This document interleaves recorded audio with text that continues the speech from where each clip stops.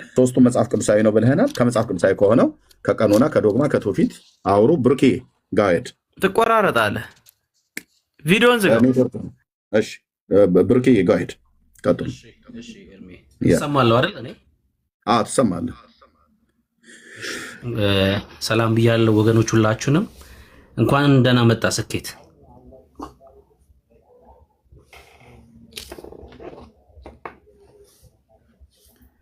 ይሰማሃል?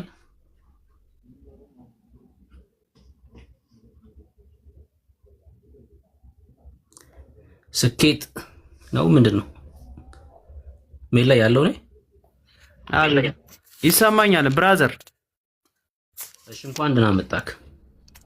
እንኳን ሰላም ቆየኝ። አማን ነው እግዚአብሔር ይመስገን። እሺ የክርስቶስ ምልጃ ላይ ነው አይደል የምናወራው? እሱ ላይ ነው ማውራት የፈለከው? ያው ያስገባኝም ለዛ ነው። መልካም። ኢየሱስ ክርስቶስ ይማልዳል ብለህ ታምናለህ ወይ አታምንም አንተ? እኔ አላምንም። ክርስቶስ ፈራጅ ነው። ኦኬ። መጽሐፍ ቅዱስ ኢየሱስ አማላጅ ነው ስለማይል ነው ማታምነው? ኢየሱስ ክርስቶስ ፈራጅ መሆኑን እንጂ አማላጅ መሆኑን አላምንም። አማላጅ የሚል ቃል ካለ አንጣና እንወያይበት። እንደዛ የሚል ቃል ካለ አምጣና እንወያይ። መልካም። እሺ እሺ። ዕብራውያን መጽሐፍ ምዕራፍ 7 እንደዚህ ይላል። ዕብራውያን 7 እያወጣሁት ስለሆነ ነው። እሺ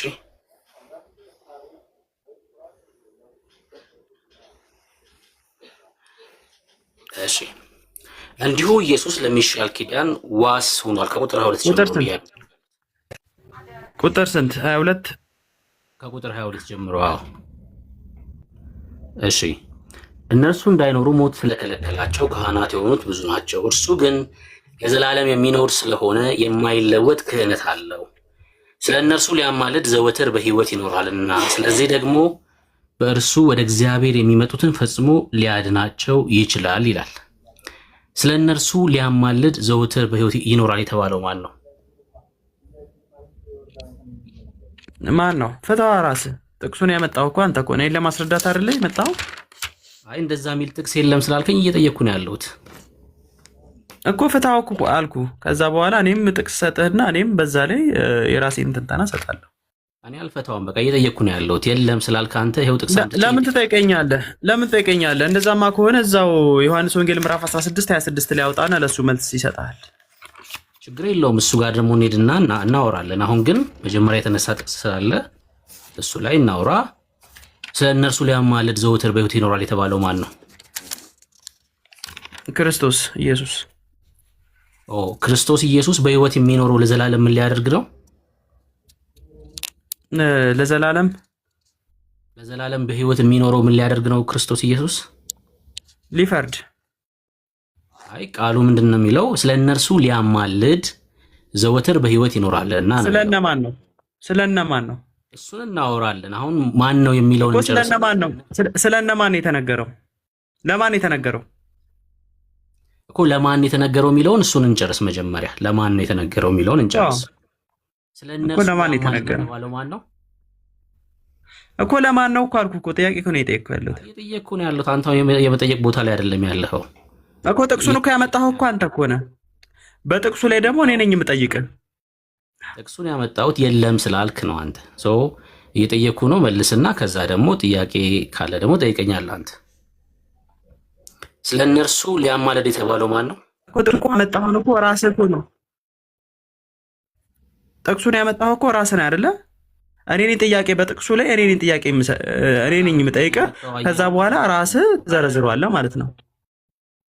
አይ አንተ ይኸውልህ ጥቅስ የለም እንደዛ የሚል ስላልክ፣ ኢየሱስ ይማልዳል የሚል ጥቅስ የለም ስላልክ ይኸው ጥቅስ አመጣሁልህ። ጥቅሱ ላይ እየጠየቅኩ ነው ያለሁት። ከዛ በኋላ ከመለስክ በኋላ ደግሞ ምናልባት ጥያቄ ካለ ደግሞ ትጠይቀኛለህ አንተ ጥቅሱ ላይ ማለት ነው። ስለ እነርሱ ሊያማልድ የተባለው በዛው ላይ እኮ እየጠየቅኩህ እኮ ነው እኔ ራሱ እኮ። አይ የመጠየቅ ሰዓት አይደለም እኮ። ክርስቶስ ኢየሱስ እኮ አልኩህ እኮ። በጣም ጥሩ። ክርስቶስ ኢየሱስ በስጋ ወራቱ ነው። አንዴ እሺ ቆይ። ክርስቶስ ኢየሱስ ነው ብሎናል አይደል? ስለ እነርሱ ሊያማልድ የተባለው እናነበዋለን። ተረጋጋ ቆይ።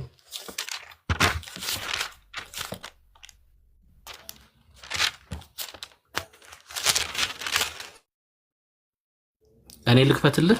7:22 ነው። አይ ከ7:22 ጀምሮ ነው ያነበብኩት። አሁን ክፈተው፣ መጽሐፍ ቅዱስ አለኝ። እሺ ጥሩ። እሺ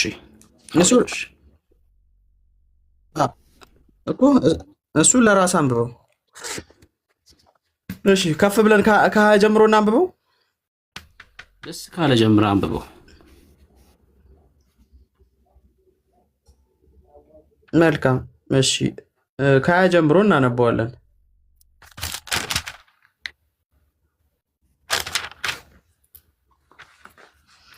እርሱ ያለ መሐላ አልሆነም። ያለ መሐላ የተሾሙ ይሰማል? ትሰማለህ? እየሰማሁህ ነው። መልካም። አይ ድምፅ ሰምቼ ነው ያስቆምከ ይመስለኝ። መልካም። እሺ እርሱ ያለ መሐላ አልሆነም። ያለ መሐላ የተሾሙ ካህናት አሉና በመሐላ የሾመውን ግን እግዚአብሔር ማለ፣ አይጸጸትም። አንተ እንደ መልከ ጼዴቅ ሹመት የዘላለም ካህን ነህ አለው። ኢየሱስ ይህንን ያህል በምትበልጥና ከፍ ባለች ሹመት ተሾመ። ለእነዚህ ብዙዎች ካህናት ነበሯቸው፣ ሞት ይሽራቸው እንዲኖሩም አያሰናብታቸው። አንዴ ታነባዋለህ። ተመልከቱ እንግዲህ እያነበበ ያለው የ2000 ዓመተ ምህረት የኢትዮጵያ ኦርቶዶክስ መጽሐፍ ቅዱስ ነው። መጽሐፍ ቅዱስ ለማለት የሰው ሀሳብ ስለገባበት ያስቸግራል። በእርግጥ ግን ለምሳሌ ማለት የሰው ሀሳብ ማለት ምን ማለት ነው? አንዴ ወዳጄ ቁጥር 22 ላይ እንዲሁ ኢየሱስ ለሚሻል ኪዳን ዋስ ሆኗል የሚለውን አውጥተውታል። እየሰማችሁት ነው ልጁ ሲያነብ ቁጥር 21 ማን የሰጠው መጽሐፍ ቅዱስ? አንተ ነህ እኮ 66ቱን እኮ አንተ እኮ ነህ በራስህ እንትን ያሳተምከው ወዳጄ። ለምንድን ነው ሰው ሲያወራ መጽሐፍ ቅዱሱን ክፈተው። ሰው ሲያወራ ለምን ታወራለህ? ቆይ ተረጋጋና ከዛ በኋላ ራስህ እኮ ነው ያስቆምከኝ እኮ እያነበብኩ የእግዚአብሔር ቃል ነው አይደለ እያነበብኩ ያለው። አንተ እኮ ነው ያስቆምከኝ እኮ። ቪዲዮን ክፈተው። ለምን እንዳስቆምኩ እኮ እየነገርኩ ነው ያለው። ተረጋጋሽ፣ ተረጋጋና ከዛ ለምን ታስቆመኛለህ? እያነበብኩ ያለሁት የእግዚአብሔርን ቃል ነው አይደለ? አንተ እኮ ነው የገባህብኝ እንጂ ከዚህ በኋላ በቃ እንደዚህ ኖ አይደለም። ለምን ሚውት ታደርገኛለህ? ትወርዳለህ። ሁላ ሚውት ብቻ ሳይሆን ትወርዳለህ። በቃ ሚውት ምናምን ብቻ ሳይሆን ማለት ነው። እኮ ነው ልትወያይ ከሆነ እኔማ በጣም የተረጋጋው ሰው ነኝ። አንተ ብቻ ላወራ ለምን ትላለህ? እያነበብኩ ያለሁት የእግዚአብሔርን ቃል ነው አይደለ? ለምን ታስቆመኛለህ እኮ? ለምን ታስቆመኛለህ? እሺ አውራ አልኩህ እኮ ወዳጄ። እሺ አንተ አውራ እኮ። ለምን መሀል ገባህብኝ? ለምን ትለኛለህ? አንብብ አልከኝ። እሺ አውራ አልኩህ። እሺ ይኸው ቀሻ አንተ አውራ በቃ። እኔ ዝም ልበል። እሺ አውራ አንተ። ቪዲዮን ክፈተው። የአንተ መጽሐፍ ቅዱስ አሳየኝ። አይ በቃ አውራ አልኩህ በቃ። አሁን እኔ እንዳውራ ስላልፈቀድክ አውራ በቃ አንተ ልስማክ።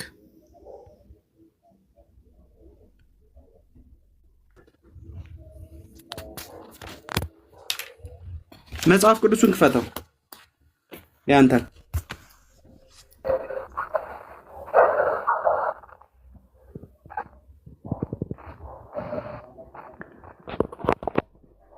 ሀሳብ የለህም?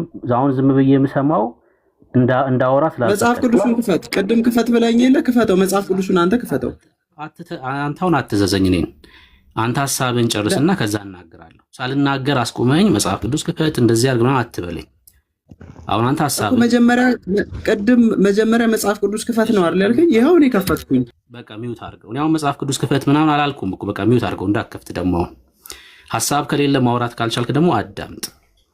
አሁን ልጁ የከፈተው ተመልከቱ፣ የ2000 ዓመተ ምህረት የኢትዮጵያ ኦርቶዶክስ ያሳተመችውን መጽሐፍ ነው ያነበበውም ጭምር ማለት ነው። እና ቁጥር 22 ላይ እንዲሁ ኢየሱስ ለሚሻል ኪዳን ዋስ ሆኗል የሚለውን አስወጥተውታል ነው ያልኩት አይደል?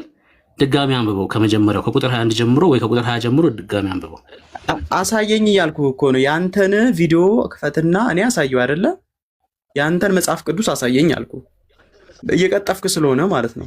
እሺ ክፈተው፣ አንተ ራሱ ክፈተው። እሺ አሁን እኔማ ከፈትኩት እኮ። ይሄው አንዴ ቆይ ተረጋጋ እኮ። ምልን አድርግሽ ክፈተው አንተ። ይሄው እኔ ከፈትኩኝ፣ አንተ ደግሞ ክፈተው። እሺ ስማ አንዴ ቆይ፣ ለምን አሰማምሽ? ክፈተው። የለህም መጽሐፍ ቅዱስ የለህም መጽሐፍ ቅዱስ። ቲክቶክ እኮ እውነት ለመናገር 18 ዓመት ያልሞላቸው ልጆች ባይከፍቱ ነው የሚሻለው። የመወያየት አቅም እና መረጋጋት እኮ የለህም ወይ መጽሐፍ ቅዱስ የለህም ወይ ነው እኮ። ለምን ታዲያ ትቀጥፋለህ? እሺ ፖለቲካውን ተውና ቪዲዮ ክፈትና አሳየንን ያልኩህ። ለምን አታሳይም አንተ? ወንድምነት ቆይ አንድ ኪዳነ ምሕረት ቆይ። እሺ ስኬት መጽሐፍ ቅዱስ ብሎ ያለውን ከፍቷል። የከፈተው መጽሐፍ ቅዱስ አሁን ስኬት ምንድነው የፈለገው? ቆይ ማን ኪዳነ ለምን እሱ አይከፍትም?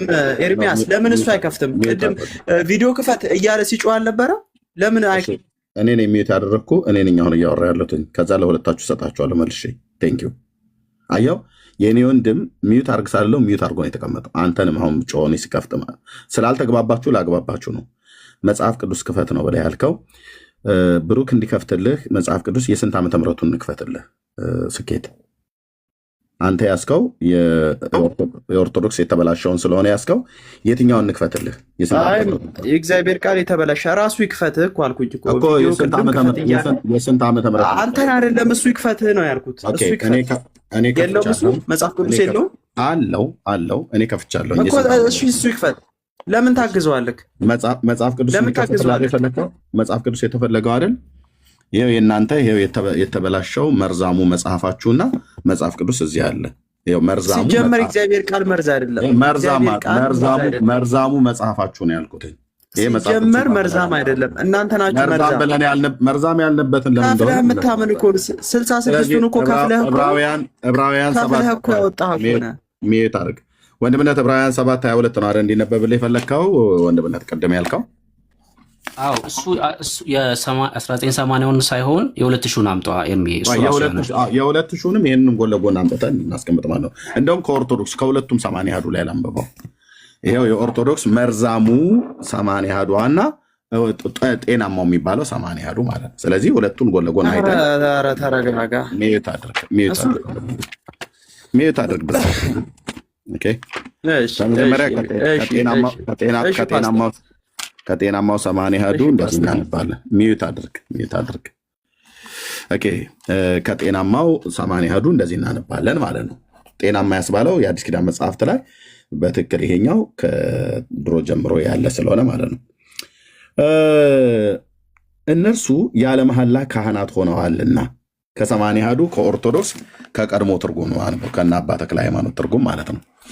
ኦኬ ሆነዋልና እርሱ ግን ጌታ እንደ መልከ ጼዴቅ ሹመት ለዘላለም ካህን ነህ ብሎ መሐላ አይጸጸትም ብሎ ከተነገረለት ከመሐላ ጋር ካህን ሆኗልና ያለ መሐላ ካህን እንዳልሆነ መጠን እንዲሁ ኢየሱስ ለሚሻል ኪዳን ዋስ ሆኗል ይላል። 3 ቁጥሮች ነው ያነበብኩት። ልብ በሉ ከቁጥር 20 እስከ ቁጥር 22 ማለት ነው። 3 ቁጥሮች ነው ያነበብኩት። በቀድሞ በኢትዮጵያ ኦርቶዶክስ ቤተክርስቲያን ትርጉም ጤናማው ትርጉም ይሄ ነው። ይሄን እኛ እንቀበላለን። ከ80 አሐዱ ከቀድሞ ማለት ነው። ከአሁኑ ከመርዛማው መጽሐፍ ላይ ደግሞ እንደዚህ እናንብብ ማለት ነው። ይህንኑ ክፍል መርዛማው ኦርቶዶክስ መርዛ ለሕዝቡ እየጋተች ያለችው መጽሐፍ ምን ብሎ ይላል? ዕብራውያን 7:20 ጀምሮ ባለው ላይ ስናነብ 7:20 22 20 ይኸው 7:20 ላይ እርሱ ማጋ ነው። ማይክ ተከፍቷል። ኪዳነ ምሕረት ሚዩት አድርገው ፕሊዝ። እርሱ ያለ መሐላ አልሆነም፣ ያለ መሐላ የተሾሙ ካህናት አሉና፣ በመሐላ የተሾመው ግን እግዚአብሔር ማለ አይጸጸትም፣ እንደ መልከ ጼዴቅ ሹመት ለዘላለም ካህን ነህ አለው። ኢየሱስ ይህንን ያህል በምትበልጥና ከፍ ባለች ሹመት ተሾመ ይላል። ይላችሁ እስከ ቁጥር 23 ድረስ ማለት ነው። አሁን እዚህ ውስጥ የሌለው ቀድሞ ውስጥ ግን ያለው እንዲሁ ኢየሱስ ለሚሻል ኪዳን ዋስ ሆኗል ብሎ የሚለው እዚሁ ስትፈልጉ አታገኙትም። ይኸውላችሁ እንደ መልከ ጼዴቅ ሹመት ለዘላለም ካህን ነህ አለው ካለ በኋላ ቁጥር 22 ኢየሱስ ይህን ያህል በምትበልጥና ከፍ ባለች ሹመት ተሾመ። ቃል በኋላ ለእነዚህ ብዙ ሰዎች ካህናት ነበሯቸው፣ ሞት ይሽራቸው እንዲኖሩም አያሰናብታቸውም ነበርና። አማርኛቸው ራሱ ቁርአናዊ ነው። እንደዚህ አይነት አማርኛ እኛ አናውቅም። እርሱ ግን ለዘላለም ይኖራል። ሚዩት አድርግ። ምን አገናኙ? ይሄ ራሱ በእግዚአብሔር ቃል መዘባበት እኮ ለታሪክ ከቁርአን ጋር ምንድን ያገናኝ? ሚዩት አድርግ። አማርኛው ከቁርአን ጋር ተመሳሳይነት ነው ያልኩት። እርሱ ግን ለዘላለም ይኖራል ክህነቱም አይሻርምና ብሎ ይላል። የት አለ ለዘላለም ዋስ ሆኗል ብሎ የሚለው? እንዲሁ ኢየሱስ ለሚሻል ኪዳን ዋስ ሆኗል ብሎ የሚለው ከሰማንያ አሐዱ ከቀድሞ ላይ ያለውን እዚህ ጋር አላመጡትም። በመርዛሙ መጽሐፋቸው ላይ ኦርቶዶክስ ትውልድን ስትመርዝ ኢየሱስ ዋስ ነው፣ ጠበቃ ነው፣ አማላጅ ነው ብሎ የሚለውን ቃል እየነቀሉ ነው ያወጡት ማለት ነው።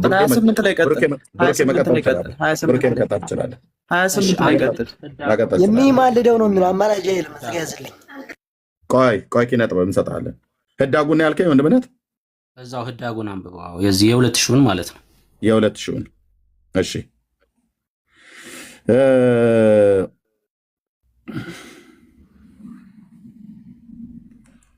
እዛው እኮ ከስር እኮ አይደለም።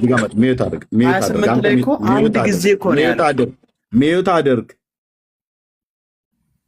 አድርግ። እሺ ወንድምነት የትኛው ነው ህዳጉ ላይ እንዳንብል የፈለግከው? የግሪኩ ያው ለምትሻል ቃል ኪዳን መድን ሆነ ይላል።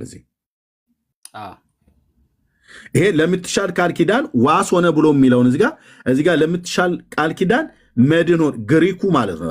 ግሪኩ መድህንና ዋስ ብሎ የሚለው ማለት ነው፣ ተመሳሳይ ነው። ግሪኩ መድን ሆነ ብሎ የሚለው የመጨረሻ ነው። እታች ነው ማወርድ ከኪነ ጥበብና ከሌሎች ኦርቶዶክሳውያን ጋር ከነ ኪዳነ ምሕረት ጋር እንቀጥላለን። ኦኬ መሀል አትግባ።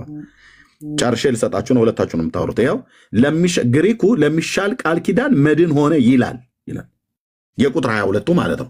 ታዲያ የግሪኩ ለሚሻል ቃል ኪዳን መድን ሆነ ብሎ የሚለውን ለምን እዚህ ጋር አልጨመራችሁትም? ቤተክርስቲያኒቱ ትውልድ ትመርዛለች። ብሩኬ መቀጠል ትችላለህ። ቴንኪው። ይሄ ቁጥር 22 ላይ ያለውን ሀሳብ አውጥተውታል ነው ዋናው እዚህ ክፍል ላይ እንግዲህ ሲያነብ እንደሰማችሁት። እሺ ወደ ምልጃው እንሂድ። ኢየሱስ ክርስቶስ የአዲስ ኪዳን ዋሳችን ነው። በቃ የአዲስ ኪዳን ብቸኛ ዋስ ኢየሱስ ክርስቶስ ነው። በሚገርም ሁኔታ እንግዲህ የዕብራውያን ጻፊ ይነግሩናል። ቀጥሎ ቁጥር 23 ላይ እነርሱ እንዳይኖሩ ሞት ስለከለከላቸው ካህናት የሆኑ ብዙ ናቸው። እሺ ቁጥር 24 አንብበው ስኬት ቁጥር 24 እሺ ቁጥር 24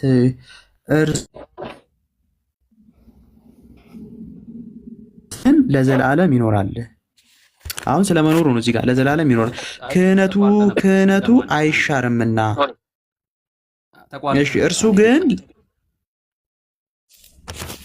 እሺ እርሱ ግን ለዘላለም ይኖራል፣ ክህነቱ አይሻርምና ዘወትር በእርሱ በኩል ወደ እግዚአብሔር የሚቀርቡትን ሊያድናቸው ይቻለዋል። ለዘላለምም ሕያው ነውና ያስታርቃቸዋል። ቅዱስና ያለ ተንኮል ነውርም የሌለበት ከኃጢአተኞችም የተለየ ከሰማያትም ከፍ ከፍ ያለ እንደዚህ ያለ ሊቀ ካህናት ይገባናል። እርሱም እንደ እነዚያ ሊቃነ ካህናት አስቀድሞ ገና ነው እንደ 28 ዋና ፖይንቱ ካህናት አስቀድሞ ስለ ራሱ ኃጢአት በኋላም ስለ ሕዝቡ ኃጢአት ዕለት ዕለት መስዋዕትን ሊያቀርብ አያስፈልገውም። ራሱን ባቀረበ ጊዜ ይህንን አንድ ጊዜ ፈጽሞ አድኗልና።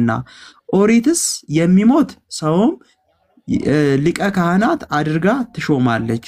ከኦሪት በኋላ የመጣው የእግዚአብሔር የመሐላ ቃሉ ግን ዘለዓለም የማይለወጥ ፍጹም ወልድን ካህን አድርጎ ሾመልን ይላል። እሺ አሁን ልጠይቅህ አይደል? አሁን ጠይቀኝ። ቁጥር 25 ላይ ለዘላለም የሚኖር ስለሆነ ያስታርቃቸዋል ይላል አይደል? አንተ ባነበብከው መጽሐፍ አዎ 27 ላይ ደግሞ አንድ ጊዜ ነው የሚለው። ይህንን አንድ ጊዜ ፈጽሞ አድርጓልና ነው የሚለው። ሁልጊዜ አይልም፣ አንድ ጊዜ አድርጓልና ነው የሚለው። ያው ቪዲዮ ከፍቼ ላሳይ ከፈለገ እኮ አንዴ ተረጋጋና ምጠይቅህን መልስልኝ። ከዛ ደግሞ አሳየኝ ካልኩ ታሳየኛለህ። እኔ አሁን አሳየኝ አላልከውም። ቪዲዮ ስለማውቀው አንተ ያዝከውንም መጽሐፍ እኔ ጋም ስላለ ማለት ነው። አንተ ያዝከው መጽሐፍ ብቻ ሳይሆን እስቲ አሳየኝ። ቪዲዮ ክፈትና አሳየኝ፣ መጽሐፉን አሳየኝ እባክህ። እንደ ልጅ አትሁን። በቃ ውይይቱ ላይ ትኩረት አድርግ እሺ። እኮ ለምን ከፍቼ ላሳይ አላልክም እንዴ? ቪዲዮን ክፈትና አሳየኝ አንተ ጋር ያለው መጽሐፍ አልኩህ እኮ። እየተያየን መጽሐፍ ቅዱስና ይብቃው። ወንድምነት ልጅ ይብቃው። ታች ይውረድ። የግርማ ወንድሙ ተከታይ ነው። እዛ ጸበል ቅዳ ብራዘር፣ እየታችሁ ነው አንተ። ለውይይትም አትበቃም። ከሁለቱ ኦርቶዶክሳውያን ጋር ቀጥል። ምን አይነት ነው በክርስቶስ? አሁን ወንድምነት መጽሐፍ ቅዱስ የሌለው ሆኖ ነው ስለሚዋሽ ነው። አሸን ያለው ቤቱ ያለው ማለት ነው። እና ቶ በቃ የግርማ ወንድሙን ጸበል ቅዳ አንተ እዛው። ለውይይትም አትመጥንም ማለት ነው። ዝም ብሎ አሳየኝ። አሁን ብሩጋ መጽሐፍ ቅዱስ የለም ማለት ነው። ወንድሞች እናቶች፣ ስላለን አለ ብሎ ያለው ደግሞም ስላለ ማለት ነው። እና ከኪነ ጥበብ ጋር ቀጥሎ ቴንኪው ሜላ እንኳን ደህና መጣ። ኪነ ጥበብን አውራው ሜላ በርዕሱ ላይ አይ እንደው አስነሳኝ እኮ ልጁ ማለት ነው። እና እንደው ኦርቶዶክሳውያን ያስቃሉ። እስኪ አንዴ ላሳየው፣ እንደው ደስ ይበለው። ያው ተደቆላ ያርግ። እሺ ላሳየው። ስንት መጽሐፍ ቅዱስ ነው የምትፈልገው? ይታያል። ሃርድ ኮፒ ያውም ሃርድ ኮፒ እንደዚህ እያደረኩ ላሳይ። እንደዚህ እያደረኩ ላሳይ። ይኸውን በተለያየ ዓመተ ምህረት የ1980 ዓመተ ምህረት የኢትዮጵያ ኦርቶዶክስ አዲሱ መደበኛ ትርጉም። ስንት ላሳይክ? ስንት መጽሐፍ ቅዱስ ላሳይክ? እና ይኸውላ መጽሐፍ ቅዱስ ቤቴ ያለኝ ሰው ነኝ። አሁን እሱ አይደለም ቁም ነገሩ። ብትወያይ ጥሩ ነበረ። ቶ በቃ ጫጫታ ብቻ ነው የሚፈጥረው። ከኪነ ጥበብ ጋር አውሩ። አይ ቲንክ ሜላ ስልክ ገባበት መሰለኝ። አውራው ኪነ ጥበብን። ኪነ ጥበብ ሰላም ወንድሞች ሁላችሁ እዚህ ውስጥ ሁላችሁም ናችሁ እያለሁ። እሺ እኔ እንኳን አውቃለሁኝ። ለማያውቁ ሰዎች ከየት ቤተ እምነት እንደሆንክ ንገራቸው። ያቀኛል፣ ኤርሚም ያቀኛል። ኤርሚ ስለሚያቀኝ ችግር የለውም። ከየት እንደመጣውና እንዴት እንደሆንክ ያውቃል። ችግር ለማያውቁ ሰዎች ንገራቸው። ያለው ምስሉም ይናገራል። እኔ ኦርቶዶክስ ነኝ፣ ኦርቶዶክሳዊ ክርስቲያን። በቃ እሺ፣ ምስሉ ይናገራል ኦርቶዶክስ መሆንን። አሁን እንደኔ እምነት ይናገራል። እንደ ሎጎ ትጠቀሙበታላችሁ። ወደ ቶፒክ ዋይ እኛ ትክክለኛ ሚካኤል ነው ብለን አይደለም፣ ያው ይመስላል ነው ማለት ስዕል። እኛ ለስዕሉ ባለቤት ነው። እንደ ሎጎ ለኢትዮጵያ ኦርቶዶክስ እንደ ሎጎ ነው ይሄ ምስል ማለት ነው። ሎጎ ማለት እሺ፣ ወደ ውይይቱ እንሂድ። እሺ፣ ስለ ክርስቶስ ኢየሱስ ምልጃ እያወራን ነው እና ነገረ ክርስቶስም ጭምር በዛው ማለት ነውና ኢየሱስ ክርስቶስ አማላጅ ነው ብለህ ታምናለህ አንተ? እንደዛ የሚል የለም፣ አማላጅ የሚል የለም። ስለኔ የሚማልደው ክርስቶስ ኢየሱስ ነው የሚለው ያው የሚማልደው ነው። እርሱም ኢየሱስ ክርስቶስ ኦርቶዶክስ ቤተክርስቲያን አላማለደም አትልም ብላም አታውቅም። እንደዚህ አይነት አስተምሮ የለም ትጀመር። እሺ ለዘላለም ይማልዳል ብለህ ታምናለህ አንተ በተጠቀምከው ቃል መሰረት? ሁለተኛ መስዋዕት የለም። ያው አባጌታችን መድኃኒታችን ኢየሱስ ክርስቶስ ሁሉም ፈጽሞ ሁሉን አድርጎ ከአባቱ ጋር የተቀመጠ ስለሚል ያው ተቀመጠ። ሁለተኛ የሚቆም ወይም ሁለተኛ የሚታረድ ሁለተኛ መስዋዕት የሚሆን አምላክ የለንም። በመጀመሪያ ምልጃን ፈጽሟል። ኦኬ ራይት በቃ የቤተክርስቲያን አስተምሮ ትጀመር ማለት ነው። አሁን ለምሳሌ በተመልሰም ታነበብከው የሚማልደው የሚለው ኦርቶዶክስ ቤተክርስቲያን ልክ ነው። በግሪኩም የሚማልደው ስለሚል ማለት ነው። በዚህኛውም በ2000 እትም ላይም 2000 ላይ እትም አዳምጠኝ ታወጣል ችግር የለም። 2000 ላይ እትም የሚፈርደው ችግር ሁለቱ መጠቀም ይቻላል። ግን ምንድነው ሰረዙ የሚፈርደው ያው አምላክ ጌታ ሁሉን ጨርሶ አንዴ ስለ አባቱ ጋር ስለተቀመጠ ይፈርዳል። ይሰማል፣ ያው ይፈርዳል ነው አማልዷል። ያው ያማልዷል መቼ በስጋ ወራት አማልዷል። ይሄ እኮ ክሪል ነው። አባቱ የማያውቁትን አያውቁምና ይቅር በላቸው ካለ ክሪል በቃ ማማለር ነው። ይሄ የሚቀጸፍም ነገርም አይደለም። ወሬ ተበይሽ ተመለስ። እሺ ምንድነው ያው አቋረጥከኝ እንዳትለኝ ብቻ ነው የሰማው። ከዚህ በኋላ አጭር አድርገህ መልስልኝ። ኢየሱስ ለዘላለም ይማልዳል ብለህ ታምናለህ ወይስ አታምንም? የሚማልድ ነው የሚለው አማላጅ አይልም። እሺ ለዘላለም ይማልዳል ብለህ ታምናለህ ወይስ አታምንም? ለዘላለም ማለት ያው እስከ ስጋ ወራቱ ድረስ ስጋውን ቆርሶ ደግሞ ለዘላለም ማለት ምንድን ነው? አሁን አያማልደኝም። አሁን አያማልደኝም። ለዘላለም አይማልድም ማለት ነው አይደል? አሁን አይማልደኝም አልኩ። ኦርቶዶክስ ቤተክርስቲያን አያማልድም አትልም ብያለሁ። መቼ? እስከ ስጋ ወራት የትምህርቷ ነው። እስከ ስጋ ወራት ያማልዳል ብላ ታምናለች። ለዘላለም ማለት በክርስቶስ ኢየሱስ ዓለም ሁሉ እስኪጠቀለል ድረስ ማለት ነውና ለዘላለም ይማልዳል ወይስ አይማልድም ነው ጥያቄ። ያ ምልጃው አንዴ ነው እያልኩ ያለሁት። አንዴ መስዋዕት ሆኗል። ያ እርቁ ነው። እርቅ ደግሞ ትኩስ ነው። በነገራችን ላይ ምን ማለት ነው ደግሞ ትኩስ ነው ማለት? አሁንም ትኩስ ነው ማለት ነው። ያ ደግሞ ሲያስታርቅ ይኖራል ማለት ያ ደግሞ አያቋርጥም። ሁልጊዜ እርቅ አንዴ ነው ያስታረቀን። ያ እርቁ ዘላለማዊ የሚቀጥል ነው። ለዘላለም ኢየሱስ ያስታርቃል እያልከኝ ነው? ያ እርቁ የሚቀጥል ነው እያልኩ እኮ ነው። አንዴ ነው ያስታረቀን። ስለዚህ ያ እርቁ ዘላለማዊ ነው እያልክ ነው።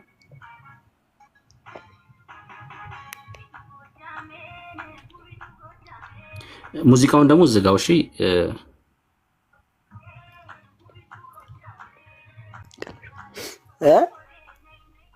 ኢየሱስ ለዘላለም ያስታርቃል እያልከኝ ነው ታዲያ? አሁን ያርቁ ዘላለማዊ ነው አልኩ እኮ። ለዘላለም ደግሞ ትኩስ ነው አልኩ። ቃሉን እናንብበው አንዴ፣ እንደዛ ይሻላል። አሁን ከልጁ ጋር ስናወራበት የነበረው ጥቅስ ዕብራውያን መጽሐፍ ምዕራፍ 7 ነው እና ያነበብኩኝ ልጠይቅክ። እርሱ ግን ለዘላለም የሚኖር ስለሆነ የማይለወጥ ክህነት አለው ይላል። እውነት ነው። ቆይ ከቁጥር 21 ጀምሮ እናንብበው። እነርሱ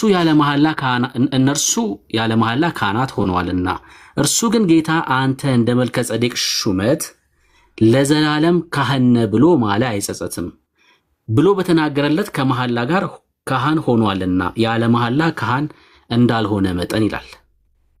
የማለለት ማን ነው? የተማለው ለማን ነው? እዚህ ጋር ለዘላለም ካህን ነህ ተብሎ የተማለው ለማን ነው?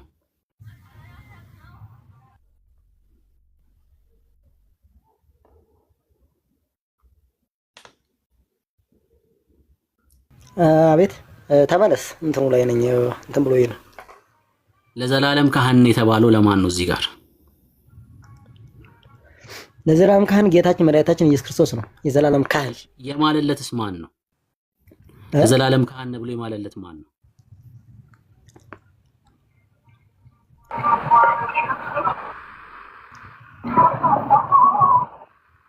ተመለሰው እስኪ እንትኑ አንበው እንደገና አንበው። እሺ ያው እነርሱ ያለ መሐላ ካህናት ሆነዋልና ያለ መሐላ የቀደሙት የብሉይ ኪዳን ካህናት ማለት ነው። እርሱ ግን ጌታ አንተ እንደ መልከ ጼዴቅ ሹመት ለዘላለም ካህን ብሎ ማለ ይላል። ማን ነው የማለው? ለዘላለም ካህን ብሎ ማን ነው የማለው? ለዘላለም ካህነት ብሎ የማለው ክርስቶስ ነው። ክርስቶስ ለማን ነው የዘላለም ካህን ብሎ የማለለት? እስኪ ለማን አልገባኝም። እዚህ ጋር ለመልከ ጼዴቅ ወይስ ግልጽ አልሆነልኝም። ለዛ ነው እንደ መልከ ጼዴቅ ተብሎ መልከ ጼዴቅማ ለንጽጽር ኦኬ ገባኝ። አብ ነው። ቀጥል፣ ችግር የለም። አብ ለማን ነው የማለለት? ለጌታችን መድኃኒታችን ኢየሱስ ክርስቶስ።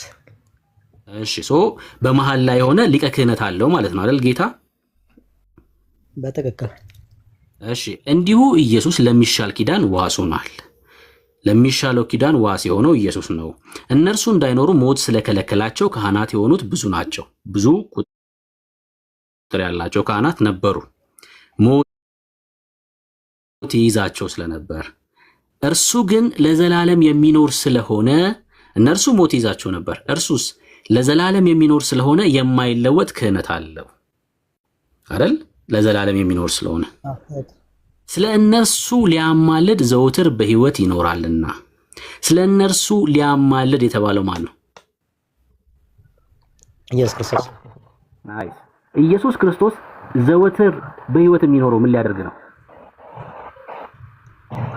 ሊያማልደኝ እስከ ፍጻሜው ነው ማለት እስከ ስጋው ነው። እሺ ቀጥል። አይ ዘወትር በህይወት የሚኖረው ምን ሊያደርግ ነው ነው ጥያቄ። ሊያማልደኝ አልኩ ማለት ሊማልደኝ የሚማልድ ነው የሚለው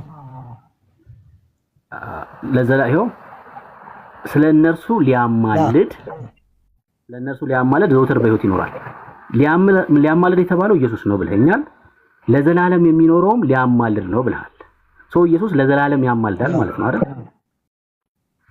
ለዘላለም ያማልዳል ማለት ያው እንግዲህ ምልጃ እኔ እንደና አጠቃቀም ወይም ደግሞ እንዳነበብኩት ያው ክርስቶስ አሁን ያማልዳል እኔ አልፋና ኦሜጋ ነኝ ብሎ ስለተናገለ ዮሐንስ ራእይ ላይ መጨረሻ አካባቢ ማለት ነው።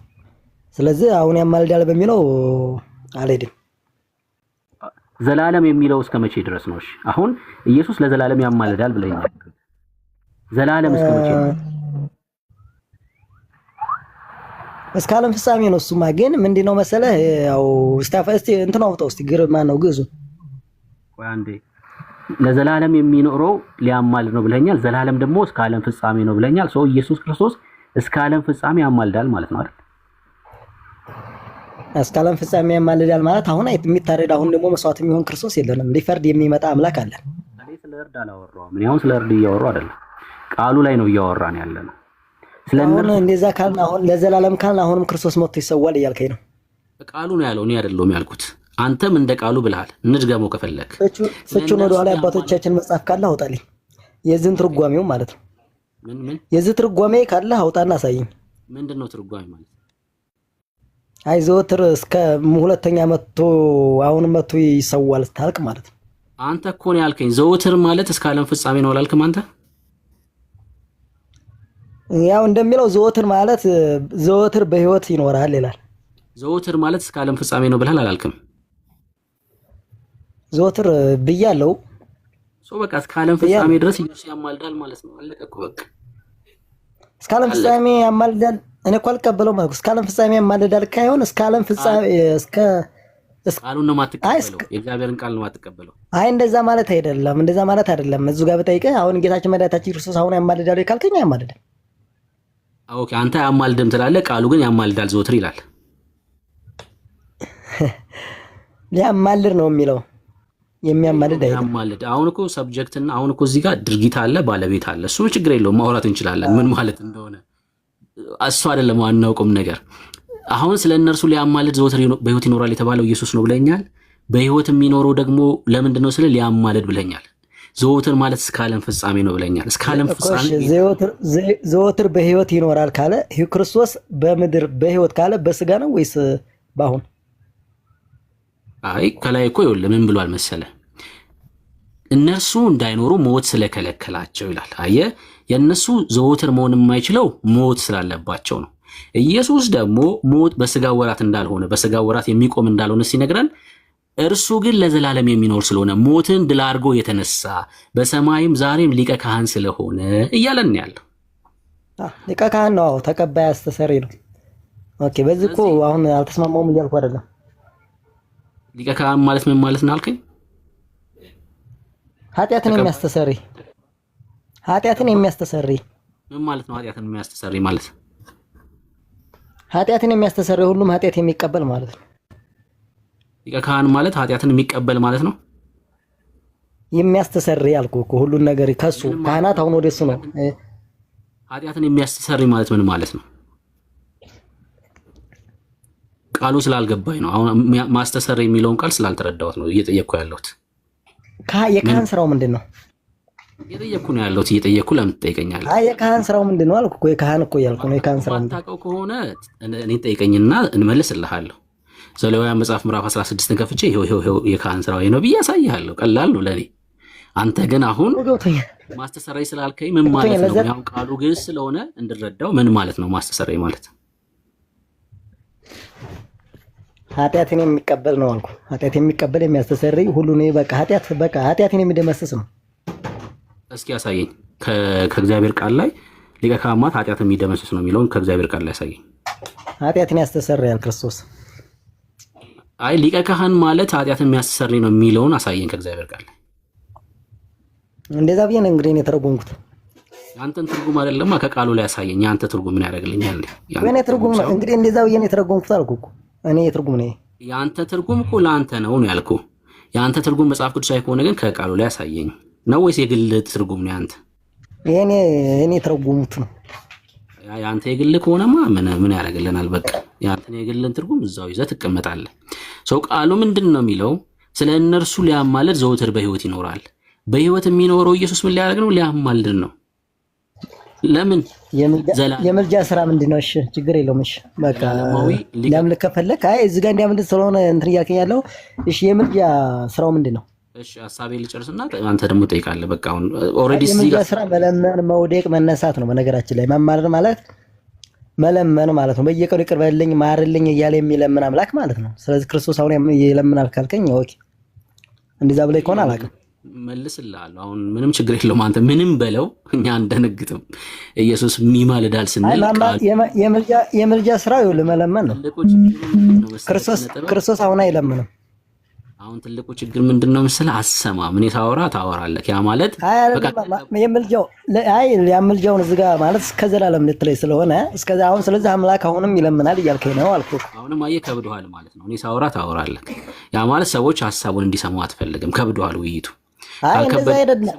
እንደዛ ካይሆን ይኸውልህ ያማልዳል ማለት አሁንም ወሬው ይወልቃል ይነሳል፣ አምላክ ይለምናል እያልከኝ ነው አልኩህ። እሺ እኔ እንደዛ ብያለሁ። አሁን እንደዛ ብያለሁ እኮ እያልካለሁ እኮ ያማልዳል። አሁን ዘወትር ስለኛ የሚማልደው ማለት አሁንም የማማለድ ትርጉም መለመን ነው አይደል? አሁን ሚውት አድርገውና ልናገር ደግሞ። አሁን አንተ እንደዚህ ብለሃል ከምትለኝ ሳልናገር እኔ ደግሞ ልናገር። ሚውት አድርገውና አይሻልም? ከምትገምት እዛ ነው የሚሻለው። እንግዲህ ዘወትር ይማልዳል ብለሃልና እየወደቀ እየተነሳ ማለት ነው አለኝ። እኔ አይደለም ዘወትር ይማልዳል ያልኩት እንዴ፣ ቃሉ ነው እንደዛ የሚለው። ስለነርሱ ሊያማልድ ዘወትር በሕይወት ይኖራል። ጌታ ክርስቶስ ኢየሱስ። ለምን? የማይለወጥ ሊቀ ካህን ስለሆነ፣ የማይሻር ሊቀ ካህን ስለሆነ፣ ዘላለማዊ ሊቀ ካህን ስለሆነ ምን ያደርጋል? ዘወትር ሊያማልድ በሕይወት ይኖራል። እኔ ነኝ ያልኩት? ጴንጤው ተሰብስቦ ነው ያለው? አይደለም። ይሄ እግዚአብሔር ሐሳብ ነው።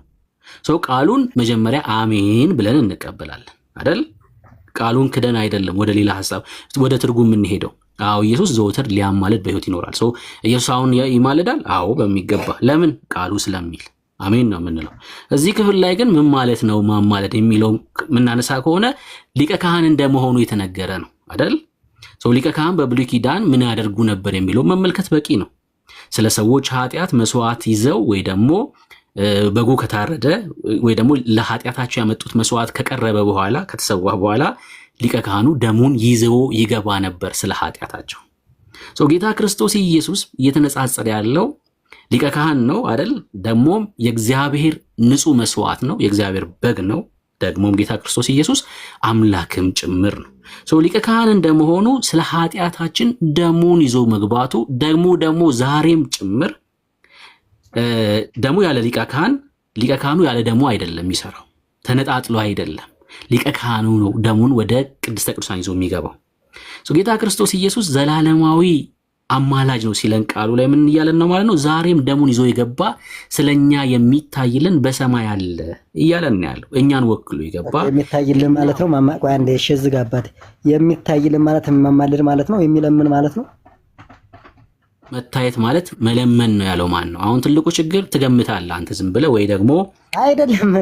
ይለምናል እያልከኝ እኮ ማማለድ ትርጉሙን የመለመን እንደሆነ ነው የማውቀው በመጽሐፍ ቅዱስ። ማማለድ ትርጉሙ መለመን ብቻ ነው ያለው ማን ነው? መለመን ነው። አንዱ ለአንዱ ይጸልይ ማለት አንዱ ለአንዱ ይጸልይ። አሁን እኮ እያልከኝ ያለው አሁን እኔ የምጸልያለሁ እኔ የሚጸልየው ማለት አምላክ የሚጸልያል እያልከኝ ነው። አንዱ ለአንዱ ይጸልይ ይላል። ማማለድ ማለት መለመን ብቻ ነው ላልከው ማስረጃ ሰኝ። እሺ ደግሞ አንተ እኔ ደግሞ እንዳልኩ አሁን ለምሳሌ አንተ አሁን ትለምናለህ። አይ ማስረጃ ነው የጠየቅኩህ። አሁን ትልቁ ችግር ትናገርና ማስረጃ ስትጠይቅ አታሳይ። ማስረጃ ነው የጠየቅኩህ። የነገርኩህ መሰለኝ ማማለድ ማለት መለመን ነው፣ መውደቅ መነሳት ነው። ክርስቶስ አይለምንም። ማስረጃ አንተማ ነገርከኝ። እኔ ደግሞ ማስረጃ ነው እያልኩ ያለሁት። ምን ስለ ምልጃ ነው? ምልጃ ማለት መለመን ብቻ ነው ላልከው ማስረጃ እስቲ። ምልጃ ማለት መለመን ነው፣ ሌላ ትርጉም አላውቅም። እሺ ሚውት አድርገው። አሁንም ደግሞ እንደተሳሳትክ ላሳይሽ እኔ በማስረጃ አንተ አታሳይም ትናገራለህ፣ እኔ ደግሞ ላሳይሽ። ነገር ነው ማሳይ። እሺ ሚውት አድርገው።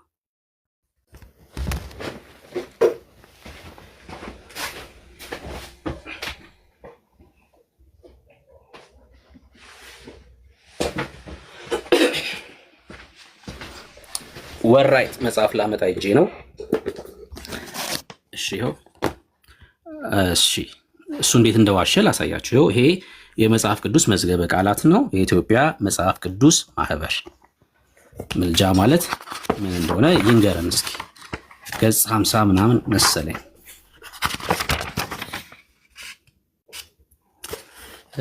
እሺ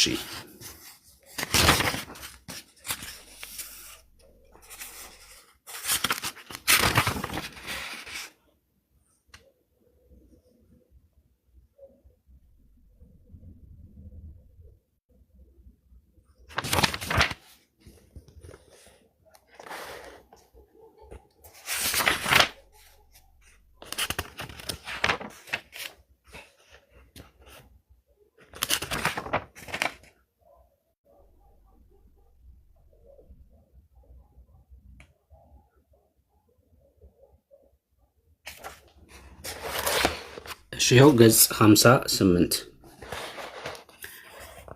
እሺ ገጽ 58 እንደዚህ ይላል።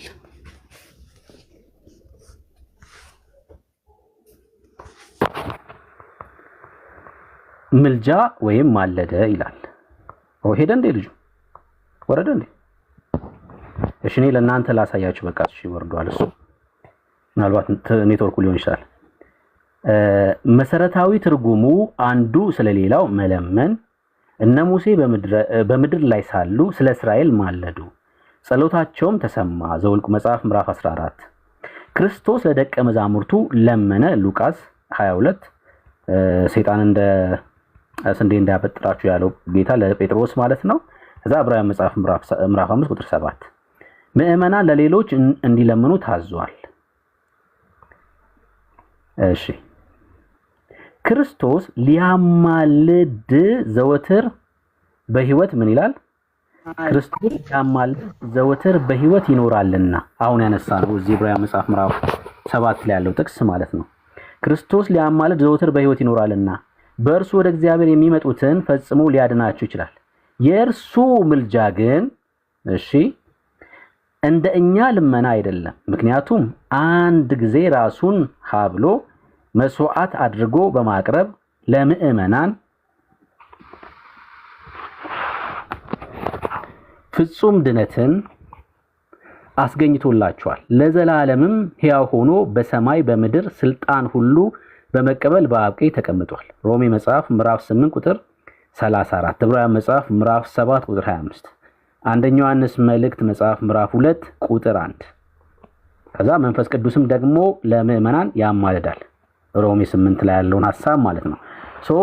ምልጃ የሚለውን ሐሳብ ስለ ክርስቶስ ሲናገር እንደ እኛ ልመና አይደለም፣ ከልመና ጋር የሚገናኝ አይደለም ብሎ ይነግረናል። ግን ክርስቶስ አይማለደ ማለት ነው። ያረ ጥቅሱ እያለ ይኸው ለዘላለም ዘወትር ይማልዳል ብሎ በመጽሐፍ ቅዱስ ማህበር ላይ ያስቀምጡልናል ማለት ነው። ኪነ ጥበብ ማስረጃ ስትጠይቅ በስተት የነበረ እኮ መማረር ማለት መለመን ነው ብዬ ነበር። አንዱ ለአንዱ ይጸልይ ማለት ነው ብያለሁ እኮ። ሌላ መቼ አመጣህ? አንዱ ለአንዱ መለመን ብቻ እንዳልሆነ ነው ያሳየው። አሁን አንተ ችግሩ ምን አይደል? መማረር ማለት መለመን ነው። አሁን ነሙሴ በአንብበው እስኪ ምንድነው የሚለው? ከኔ ውጭ የተናገረው ነገር አለ ከሆነ ከነበርኩ ትልቁ ችግር ሌላ ሰጠኝ ነበር የመማለድ ስራ። አይ የመማለድ ስራ ሌላ ሰጠኝ ነበር የገባው። አለመስማትም ጭምር ነው ትልቁ ችግር ማለት ነው። አይደለም እግዚአብሔር አይደለም። ሌላ ትርጉም አልሰጠኝም። አሁን የክርስቶስ ምልጃ እንደ መስዋዕት ነው ተቀምጧል። እሱ ኦኬ መጀመሪያ ራሱ መስዋዕት አቅርቡ ሰምቻለሁ። ወንም ሌላ ትርጉም አለ ያልከኝ ሌላ ትርጉም ምንድነው ስጠኝ አልኩ። አንዴ ስማ ታዲያ እየነገርኩህ እኮ ነው። የክርስቶስ ምልጃ ግን መለመን አይደለም፣ እንደኛ ልመና አይደለም፣ በደሙ የተደረገ ነው እያለ እየነገረን ያለው። አንዴ መስቀል ላይ የተሰራው ስራ ዘላለማዊ መሆኑን እያሳየ ነው ይላል መዝገበ ቃላት። አንብበው። እሱም አንዴ ነው እኮ አንዴ ነው ያደረገው። እሱ ትክክል ነው። አሁን እያልኩ ያለው አንብበው። የምልጃ ትርጉሙ መለመን ነው። አንብበው። እኛም እኮ ወይ ደግሞ መጽሐፍ ቅዱሱ ሲነግረን ኢየሱስ 2-3 ይሞታል ይሰቀላል እያልን አይደለም። እንደዛ እያልክ ነው እኮ አሁን እኮ ለማልዳት ተተለኝ እንደዛ እያልከኝ ነው አንተ። ወገን እየሰማ አሁንም ይለምናል፣ አሁንም ይመጣል፣ ይታረዳል፣ ይሰዋል በቃ እያልከኝ ነው። እንደዚህ እናድርገው በቃ። አሁን እንደዚህ አይነት ሰው ሲገጥመን እንደዚህ በዚህ አይነት ነው ምን ወያየው ማለት ነው። አሁን አንተ ኃጢአት ስትሰራ ከእግዚአብሔር ጋር በማን በኩል ነው የምትታረቀው? አንዴ እኮ አስታረቀኝ። አሁን አንተ አትበድልም፣ ኃጢአት አትሰራ ኃጢአት ተሰራ እግዚአብሔር ይቅር ይለኛል እንጂ አይልም። ምንም ይቅር ይለኛል እንጂ ይቅር ይለኛል እንጂ እግዚአብሔር ወይ ልጅን ማረው እያለ አይወርቅም፣ አይነሳም ወደ አብና እሱ አንድ ስለሆነ ስለመውደቅ ስለመነሳት አላነሳውም። በማ በኩል ነው የኃጢአት ስርየት የምታገኘው ነው ጥያቄ። በክርስቶስ ኢየሱስ ይሁን መጀመሪያ አግኝቻለሁ ያልኩት ታርቅ ያለው እርቅ አንዴ ነው። አሁን አትበድልም ወይ? አሁን ስትበድል ኃጢአት ስትሰራ የኃጢአት ስርየት የምታገኘው በምን በኩል ነው? በደሙ አንዴ ስላደረገው ማለት ነው። አንዴ ያደረገው ደሙ ዛሬም ያስታርቃል ማለት ነው አይደል? ዛሬም ትኩስ ነው። ያ ደሙ ትኩስ ነው፣ ይቀጥላል፣ አይቋረጥም። የሚቋረጥ ደም እንትን የለም፣ መስዋዕት የለም። እሺ እየሰማሁህ ነው እኮ። ዛሬም ያስታርቃል ማለት ነው አይደል? ለእርቁ አንዴ እርቁን አድርጓል እያልኩ እኮ ነው። አሁንም ደሙ ትኩስ ነው፣ አሁንም ያስታርቀናል፣ አስታርቂያችን ነው እያልኩ ነው። ደሙ ትኩስ የሆነው ለምንድን ነው? ትኩስ መሆን ያስፈልገው ለምንድን ነው? አሁንም ያስታርቀኛል። ያ ደሙ በደሙ ሁሉ እንዲመራስ ያደርገኛል። በጣም ጥሩ። ደሙ ዛሬም ያስታርቀሃል ማለት ነው። አዎ በትክክል። አሁን ጨረስን። ስጋዬን የበላ ደሜን የጠጣ የዘላለም ሕይወት አለው ብሏል። ስጋና ደሙን ትበላ በሱ ትታረቀ በሱ እገኛለሁ። ደሙ የምትለኝ አንተ የጌታ እራትን ነው? የጌታ እራት እኮ የክርስቶስ ስጋና ደም ነው። ደሙ የምትለኝ የጌታ እራትን ነው ወይ? አይደለም፣ እንደዛ ማለት አይደለም። የክርስቶስ ስጋና ደም አገኛለሁኝ። ያ ግን መጀመሪያ ያደረገው መስዋዕት እርሱ ዘላለማዊ ነው ብያለሁ። ደሙ ትኩስ ነው። አሁንም እርቁ ይቀጥላል እያልኩ ነው። ደሙ ትኩስ ነው የምትለኝ የጌታ እራትን ነው እንዴ? እንደዛ አይደለም። አይ ያው የተናገርኩ ያለሁት ስለ በየጊዜው ስለመታረቅ ነው። በክርስቶስ ጋር መቅረቡን ነው ያወራሁት። አሁን ስለ ስጋ ደሙ በቃ ስለ ጌታ እራት እንዳታወራ ማለት ነው። ትኩስ ነው ደሙ እያልከኝ ያለው የጌታ እራትን ካልሆነ በቃ ስለሱ እንዳታነሳ። የጌታ የክርስቶስ ኢየሱስ ደም ዛሬም ያስታርቃል ማለት ነው አይደል? አሁንም እኮ ያስታርቃል አልኩ እኮ። ደሙ ትኩስ ነው ማለት እኮ ነው። የክርስቶስ ደም ከራሱ ከክርስቶስ ተነጥሎ ያስታርቃል ተብሎ ይነገራል። ራሱ አስታራቂያችን ነው። ኢየሱስ ዛሬም አስታራቂ ነው። በትክክል ያ ደሙ ትኩስ ነው አልኩ እኮ። እሺ ኢየሱስ ዛሬ ያስታርቃል ትንል አዳምጠኝሽ የኔን ሐሳብ እንትን አትበል። እሺ ያስታርቃል ስትሉ ምን? እሺ ያስታርቃል ትንል አሁንም ደሙ ይፈሳል እያልን አይደለም። ያ ያደረገው እርቅ ዘላለማዊ ነው። ያስታርቃል ስትሉ አሁንም ደሙ ይፈሳል እያላችሁ ነው ያለክ ማን ነው? ያስታርቃል ስትሉ አሁንም ደሙ ይፈሳል እያላችሁ ነው ያላችሁ ማለት ነው። እናንተ እንደዛ እያልከኝ መሰለኝ። ዘላለም ያማልዳል ማለት እኮ አሁንም ይለምንልኛል እያልከው አንተ ነው እኮ ያልከኝ አይደለም። እሺ መች ነው ያልኩህ እንደዛ? ሻውጣና እናሳየኝ ያልኩበትን አሁን እኮ ተናገርከው ሮሚን እኮ ያልኩበትን አውጣና እናሳየኝ። እኔ ዘላለም ይለምናል ያልኩበትን ዘወትር ስለኔ የሚማልደው ብለህ ጠቅሰዋል ከሀያ ጀምረህ እና ታዲያ እሱን ማን ያደለው ያልኩት የእግዚአብሔር ቃል ነው። እሺ አስብልሃለሁ፣ አንተን ችግር የለውም ደግሜ ያስብልህና እንጨርሳለን። ስለ እነርሱ ሊያማልድ ዘወትር በሕይወት ይኖራል። ስለ እነርሱ ሊያማልድ የተባለው ማን ነው? እዚህ ጋር ፐርሰኑ ማን ነው? ባለቤቱ ማን ነው? ክርስቶስ እኮ ነው እያልኩ ነው። በጣም ጥሩ። ዘወትር በሕይወት ይኖራልና ክርስቶስ በሕይወት ዘወትር ይኖራል። ምን ሊያደርግ ነው ዘወትር በሕይወት የሚኖረው?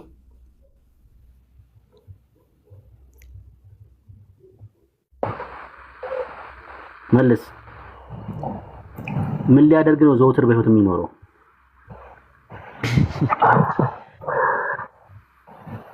መልስ። ዘወትር በሕይወት የሚኖረው ምን ሊያደርግ ነው? ላማልድ። አሁን ሊያማልድ አይደለም እኮ ቃሉ ተሳስቷል። የእግዚአብሔር ቃል ተሳስቷል። የእግዚአብሔር ቃል አይሳሳትም። በጣም ጥሩ። ካልተሳሳተ ዘወትር በሕይወት የሚኖረው ምን ሊያደርግ ነው? ዘወትር በሕይወት የሚኖረው ምን ሊያደርግ ነው? እኛን ሊያማልድ ነው። እሱ ግን አሁን አይደለም፣ ፈጽሞት አባቱ ጋር ተቀምጧል። አሁን ምልጃ የለም። አሁን የሚወርቅ አሁን የሚነሳ አምላክ የለንም። እሱ ሌላ አምላክ ነው ማለት ነው። የሚያማልድ ከሆነ ላይ አይደለም ወዳጄ፣ ቃሉን እንድትለው ነው የፈለኩት እኔ። ዘወትር በሕይወት የሚኖረው ምን ሊያደርግ ነው? ቃሉን እንድትለው ምን ማለት ነው? አሁን አይማልድም እያልኩ እኮ የተጻፈውን እንድትለው ነው እየጠየቅኩ ያለሁት። ዘወትር በህይወት የሚኖረው ምን ሊያደርግ ነው ይላል ቃሉ እዚህ ጋር።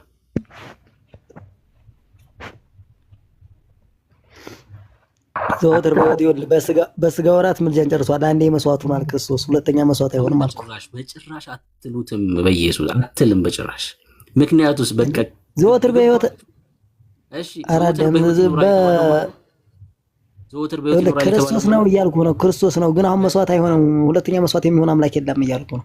በጣም ጥሩ። በነገራችን ላይ ማን ነው ገድለ ነው ሶሪ ድርሳነ መድኃኒዓለም ላይ ኢየሱስ ክርስቶስ ሁለተኛ ጊዜ ተሰቅሏል። አሁን ዝም ብላችሁ እዚህ መታችሁ እኛ ጋር ማለት አይልም። ስህተት ካለበት ይታረማል። ሁለተኛ የተሰቀለ አምላክ የለም። አንዴ ነው ስህተት። አሁን ይኸውልህ አይልም እና ይታረማል የተለያየ ሀሳብ ነው። አንተ የማረም አቅሙ የለህም፣ ይታረማል የማለትም አቅሙ የለህም። አንተ ምን ይታረማል? እሱ በሊቃውንቶች ይታረማል ታይቶ። እሱ አይመለከትም እኮ እሱ ገብቶሃል። እነሱ ናቸው ስህተት ነው ብሎ ሲያምኑ የሚያርሙት። አይልም ደግሞ ሁለተኛ። ስለዚህ ሁለት የተሰቀለ አምላክ የለም። እኔም እኮ ካርኩላው እኮ የአንተ ቤተክርስቲያን ግን ትላለች። የአንተ ይሄ የኢትዮጵያ ኦርቶዶክስ አትልም። እሷ አትሳሳትም። ቤተክርስቲያን እኔ ልሳሳት እችላለሁ እንጂ እሷ አትሳሳትም። አትልም በልሽ፣ ደጋሚ አትልም በለኝ። ሁለቴ ነው የተሰቀለው ጌታ ክርስቶስ ኢየሱስ በኢትዮጵያ ኦርቶዶክስ። አይ ሁለተኛ ተሰቅሏል የሚል ካለ እኮ ስህተት ነው አልኩ። ስህተት ነውማ መብት ነው ግን ብላለች ነው እያልኩ ያለሁት። የኢትዮጵያ ኦርቶዶክስ በድርሳነ መድኃኒዓለም ላይ ብላለች። የሆነ የተጻፈውን ነው እየነገርኩህ። ካለች ስህተት ነው እያልኩ እኮ ታለች ስህተት ነው ይታረማል እያልኩ ነው። አሁን ይኸውላችሁ ይመጣና ሁለቴ የሚሰቀል ጌታ የለም፣ ሶስቴ የሚሰቀል የለም ይላል። አሁን እኛ ሁለቴ ይሰቀላል አለ እንዴ? የሱ ግን እያላችሁ ነው። አሁንም የማለል ያልካልከኝ ሌላ አምላክ ነው። አሁንም የሚለምን አምላክ የለም። አንዴ አሁን ሚውት አድርገው እስቲ ልጠይቅህ። ይቅርታ ወደ አንድ ጥያቄ ልጠይቅህ ፈልጌ ነበር። ሐሳቤን ከጨረስኩ በኋላ ትጠይቀኛለህ። ፈቅድልሃለሁ ግን ሚውት አድርገው። አሚውት አድርገው። እኔ አደርግልሃለሁ። አብሽር፣ የተረጋጋው ነኝ። ያገኛለህ። አብሽር። እሺ ሁለቴ ይሰቀላል ሶስቴ ይሰቀላል ትላላችሁ ማለታችሁን ይላል። የሱ የኢትዮጵያ ኦርቶዶክስ ግን ጌታ ሁለቴ ተሰቅሏል። መባሐጼው የሚባለው ሰውዬ አላምንም ማለት ታውቃላችሁ። በጣም እኮ የሚያስቀው አላምንም ማለት ስለ ጌታ መሰቀል። ከዛ በቃ አንተ ማስረጃውን አውጣ አውራ። እንደዛ ፈቅድልሃለሁ፣ ችግር የለም። እሺ ሚውት አድርገዋ። በቃ ሚውት አድርገው። አደርግልሃለሁ፣ አውጣና አውራ አልኩህ። እኔ አደርግልሃለሁ፣ አውጣና አውራ፣ ችግር የለውም። አብሽር እኮ ሚውት አድርገ። አሁን እኮ ማስረጃ አልካለ በቃ ሚውት ማድረግ ነው። ከዛ አሳይሃለሁ እኮ ማስረጃውን እያነበብከው ነው። ምን ይኸውልህ፣ እንዲያምን ከፈለክ እያነበብከው ከዛ በኋላ እንተማመናለን። ሚውት አድርግ ብያለሁ። በቃ ሚውት አድርግ። በቃ ማስረጃ ብለሃል። ካላሳየውኝ እኔ ዋሸው ማለት ነው። በቃ ማስረጃ ጠይቃል። የማላሳይ ከሆነ እኔ ዝም ብዬ በሐሰት እየከሰስኩ ነው ማለት ነው። ሰው በኋላ ላይ በሐሰት ነው የከሰስከው ብለህ ትናገራለህ። መብት ነው። አሁን አዳምጥ። ስለ እነርሱ ሊያማልድ የተባለው ማን ነው? ጌታ ክርስቶስ ኢየሱስ አይደል? እሱ ተናግሮታል። ይሄን ለምንድን ነው ዘወትር የሚኖረው? ሊያማልድ። ዘወትር ኢየሱስ ምንድን ነው? ይማልዳል። አለቀ በቃ። እኛ ነን ያልነው፣ ቃሉ ነው ያለው። አሜን ነው የኛ ስራ አሜን ነው። ይልቁንስ ምን ማለት ነው የሚለው ላይ ማውራት ይቻላል። ሊማልድ ዘወትር ይኖራል፣ በህይወት ይኖራል ማለት ምን ማለት ነው የሚለው ላይ መነጋገር እንችላለን። ሰው አለቀ ዘጋ ነው ማለት ነው። የኢትዮጵያ ኦርቶዶክስ አምላክ ይገዳል ቢልሃው በቃ አሜን እንድትል ነው ቃሉ ካለ። ኦኬ ልስጥህ። ቃሉ ካለ እንዴ ትቀልዳለህ? በብሉይ ኪዳን ወይም ደግሞ መዝሙር ዳዊት አንተ የምትለውን ሐሳብ ልስጥህ። አይ ቃል በቃል ተቀበልከው የራንተ መጽሐፍ ቅዱስ ብቻ ስለምታምነው እኛ መጽሐፍ ቅዱስ ብቻ ስለማናምን ልስጥህ አሜን ብለህ ትቀበላለህ። ምን ሆነ ነው? እኛ የእግዚአብሔር ቃል ላይ የተጻፈውን አልኩህ እኮ አሜን ብለህ ትቀበል። ልስጥህ አሜን ብለህ ተቀበል። ለምንድን ነው ፍች ምናምን አልፈልግም። አንዴ ቆይ ፍች ምናምን አልፈልግም። አሜን ብለህ ትቀበላለህ። ልስጥህ ስለማሰሙ ጭምር እኮ ነው። አሁን ትልቁ ችግር አሜን ብዬ እቀበላለሁ እያልከኝ ነው። ታይተረጉም ምንድን ነው? ቃል ተክዶ አይደለም የእግዚአብሔር ቃል የሚተረጎም የዛው መጽሐፍ ቅዱስ ጠይቀህ እኮ ነው። ሙት አታድርገኝ። አሜን ብዬ እቀበላለሁ ብለሃል። ያዝ ንገርህ። ለምን ሚውት በቃ አትረብሽ እባክህ። የማቴዎስ ወንጌል አትረብሽ በቃ። ካቃተ ተወርድና እኔ አሳያለሁ። ማቴዎስ ወንጌል ምዕራፍ 10 ከቁጥር 34 አውጣው። አሜን ብለህ ትቀበላለህ። ችግር የለውም። አውጣው። እሺ እኔ ያልኩትን ማስረጃ ላሳያችሁ። ማቴዎስ 10 ላይ እንደዚህ የሚል ቃል አለ። ሰው ምንድን ነው አንቀበልም? ምንድን ነው አንተ አትቀበለውም? ምን አይነት ነገር ውስጥ እኮ የገባ ነው ዘንድሮ። መጽሐፉን ላምጣ። እሺ አንዴ እኔ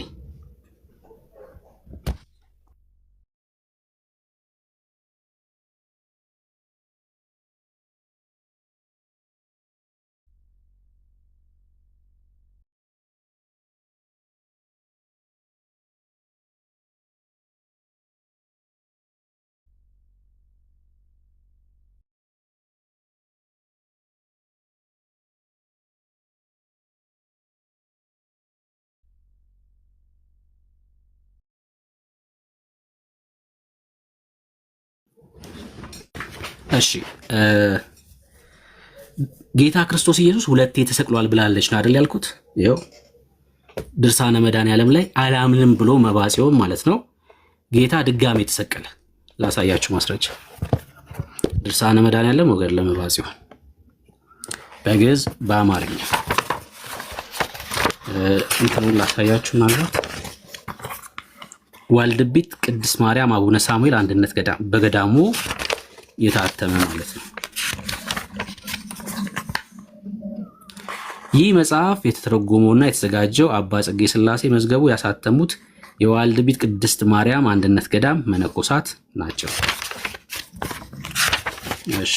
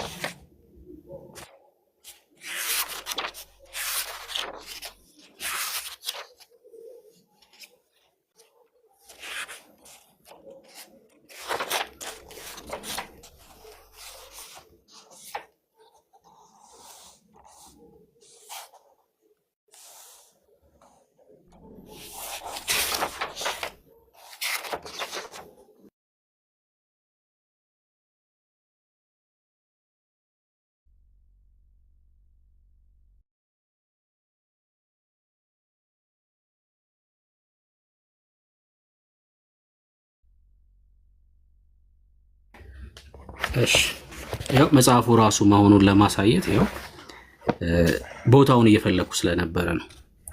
ምዕራፍ 10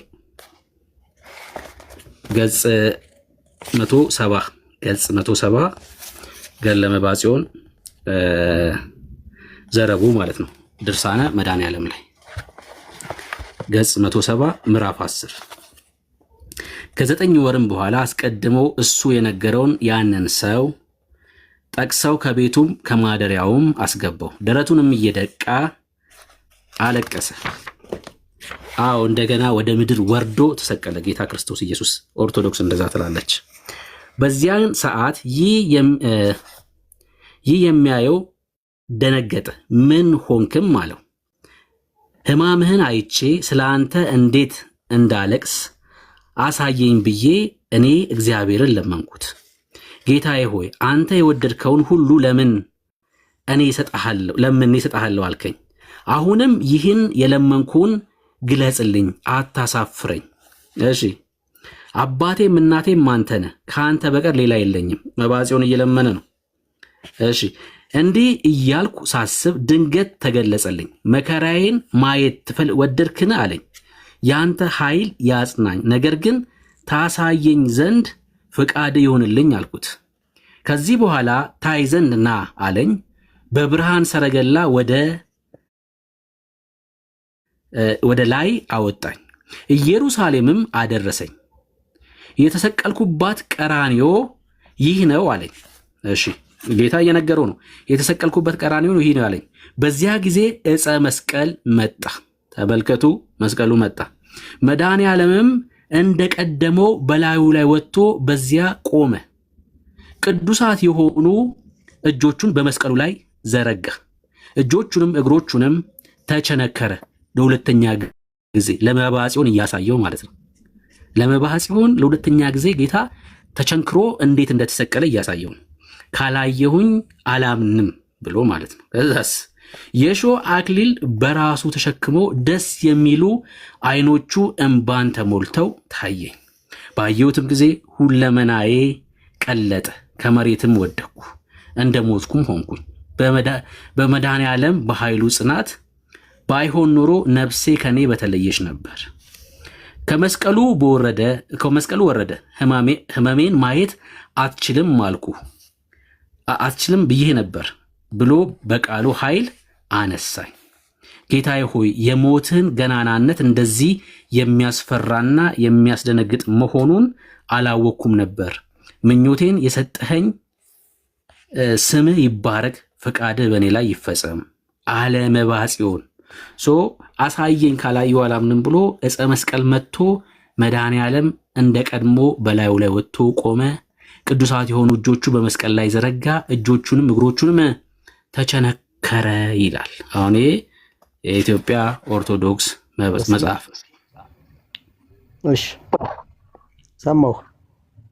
አሳየኝ አልከኝ ለተናገርኩት ሰማሁ። ልንገርህ እንጂ ሰማሁ እኮ።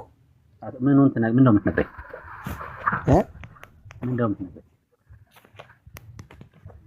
እንትን ድምፅ እንትን ብሏል። ምንድን ነው የምትነግረኝ? አሳየው እንጂ ክርስቶስ ተሰቅሎ እንዴት እንደተሰቀለ አሳየው እንጂ ክርስቶስ ሁለተኛ ደም አፈሰሰ እንዳለው ጋር አይልም እኮ። ምንድን ነው የሚለው? ስቅላቱ እንዴት እንደተሰቀለ እንዴት እንደሆነ ነው ያሳየው። የክርስቶስ በዛን ጊዜ የዕፀ መስቀል መጣ። በዛን ጊዜ ናምበበልህ ችግር የለውም አንተም ሰናበሁ። በዛን ጊዜ አንዴ እየሰማኸኝ መባጽዮንን ወዴት ነው የወሰደው? መጀመሪያ ጌታ ክርስቶስ ኢየሱስ በደመና ወዴት ወሰደው? ወደ ተሰቀለበት ቦታ ወደ ቀራንዮ አይደለ? አዎ። ከዛ ምንድን ነው የሆነው? በዚያን ጊዜ ምን ሆነ? በመስቀሉ መጣ። ወዴት ነው የመጣው መስቀሉ? ወደ ቀራንዮ። እሺ። ከዛ መድኃኔዓለም ምን ሆነ? እንደ ቀደሙ በላይ ወጥቶ በዚያ ቆመ። ቅዱስ የሆኑ እጆቹን በመስቀሉ ላይ ዘረጋ። እጁንም እግሮቹንም የተቸነከረ ሾህ አክሊል በራሱ ተሸክሞ ደስ እኮ ተቸነከረ። በራሱ ሊያሳየው እኮ ነው። ስቃዩና መከራውን እኮ እያሳየው ነው። እንደዚህ ነው የሆንኩት ልጄ፣ እንደዚህ ነው የተሰቀልኩት እያለ እኮ ነው። እኔስ ታዲያ ምን አልኩ? ጌታ ኢየሱስ ክርስቶስ ሁለት የተሰቀላት ብለኛ አሳየው እንጂ ሊያሳየው ፈለገ እንጂ ክርስቶስ ተሰቀለ ሁለተኛ ብላ ታምናለች እኮ እያልከኝ እኮ። ይሄ እኮ ተገልጾለት እንዲያሳየውና የምጠይቅህን ካልመለስክ አንዴ እያልክ አታውራ ወዳጄ። የምጠይቅህን መልስልኝ። መጽሐፉን ገልጠን ነው እያነበብን ያለ ነው። የምጠይቅህን መልስ። ኢየሱስ ክርስቶስ መስቀል ላይ ወጥቶ እጆቹ ተቸንክሮ ነው አይደል ያሳየው? ቀራንዮ ወስዶት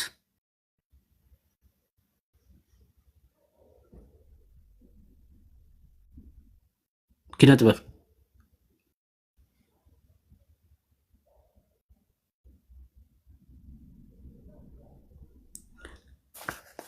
ኢየሱስ ክርስቶስ ወደ ምን ስለምን ታደርገኛለህ? ስለማሰማ ነው። ሰምተህ ማትመልስ ከሆነ ለምን? እዚህ ጋር ይኸውልህ፣ አንተን እየጠየቅኩህ እኮ ነው። አዳምጥ። አይ ለምን ትጠይቀኛለህ? እኔ እየጠየቅኩህ አይደለም። አንተ አምላክህ ይገለጽልኛል፣ አምላክህ ወደ ጥሩ ነገር ይመራኛል ብለህ ታምናለህ ወይስ አታምንም? እሺ ሰው አሳይቼ ጨርሻለሁ ማለት ነው። በገድለ መባጽዮን ላይ ለህ ዋሸህ። እዚህ ጋር ቀጥፈሃል። እግዚአብሔር እዚህ ጋር በደንብ ነው የቀጠፍከው። ውሸት ሁለት የተሰቀለ የሚል አሳየው እንጂ አሳየው እንዲያሳየውና ክርስቶስ ተገልጾለት ላንብብልህ። ክርስቶስ ተገለጸለት፣ ወሰደው ወደ ቀራንዮ። በራእይ አሳየው ብለሃል። አሳየኝ። ምን የትኛው ቁጥር ላይ ነው በራእይ ነው ያሳየው የሚለው? በራእይ አሳየው አንተ ነው እየተቆለለው። አንተ በራእይ ክርስቶስ ሲታይ እንደሚታይህ እርሱም ክርስቶስ ተገለጸለት፣ ወሰደውም ነው የሚለውን አሳየኝ። ቁጥሩ ቤት ላይ ነው በራእይ ነው የሚለው። አንተ ራእይ ይታይ፣ እኔ ለአንተ ለመናገር ነው። አንተ ራእይ ይታይልኛል ብለህ ታምነህ የለ? ይታየኛል ብለህ ታምናለህ አይደል? እነዚህ ናቸው እንግዲህ ሁላችሁ ውሸታም ምናምን የሚሉት ማለት ነው። መጽሐፉ በራእይ አሳየኝ ነው። እዚህ ጋር ውሸት ቀጥፈሃል። እግዚአብሔር እዚህ ጋር ውሸት ቀጥፈሃል። እዚህ ጋር ታየው እንዲያሳየውና ቃሉ በራእይ ያሳየኝ አይደለም የሚለው። ሰውየው በራእይ ያየው አይደለም የሚለው። ራእይ ጌታ ያሳያል። ምን ጥያቄ አለው? አዎ በራእይ ያሳያል። ሰውየው ግን በራእይ አይደለም። ደዛ ወስዶት እኮ ነው እያለ ያለው። ከቁጥር 1 ጀምሮ ነው ያነበብኩላችሁ። ምዕራፍ 10 ከ9 ወር በኋላ አስቀድሞ እሱ የነገረውን ያንን ሰው ጠቀሰው። ከቤቱም ከማደሪያውም አስገባው። ደረቱንም እየደቃ አለቀሰ።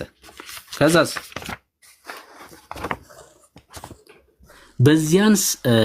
በዚያን ሰዓት ይህ የሚያየውን ደነገጠ። ምን ሆንክም አለው።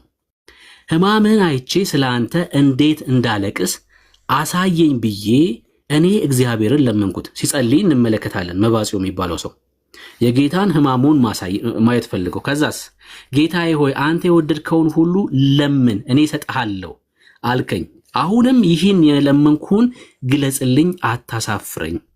አባቴም እናቴም አንተ ነህ፣ ከአንተ በቀር ሌላ የለኝም።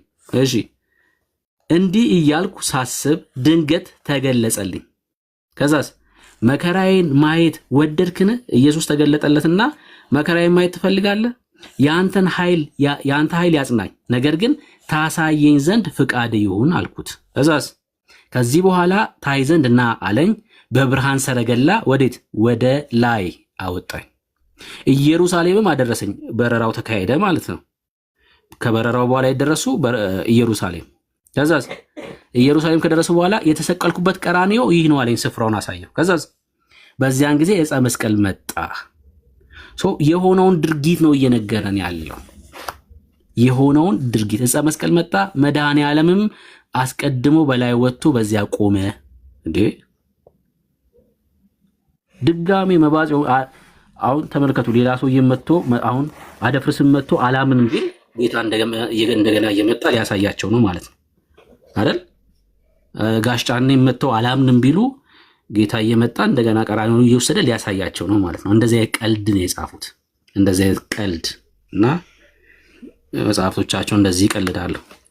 ሌላ ኦርቶዶክሳዊ ካለ መግባት ይችላል በተነሳው ርዕስ ላይ።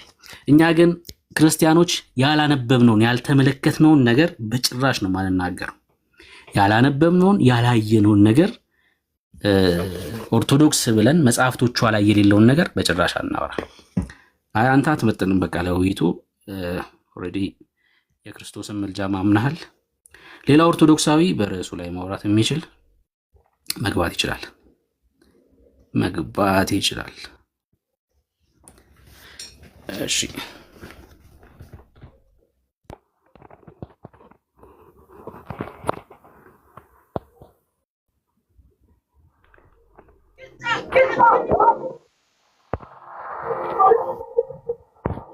ቀዲላ ወይ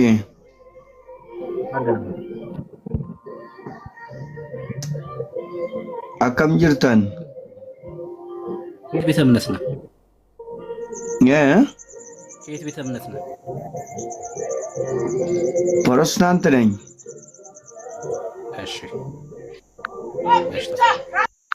እሺ እዝራ እንኳን ደህና መጣክ።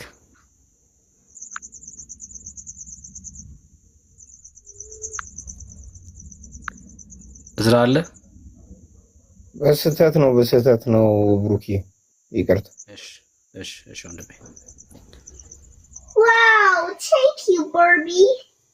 This ኤቢአር አለክ? belongs to me. Hey. እሺ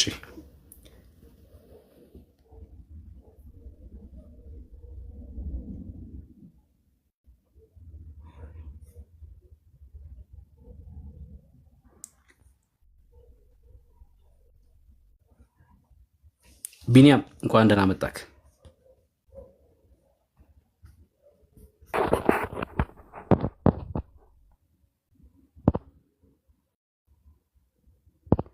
ቢኒያም አለክ?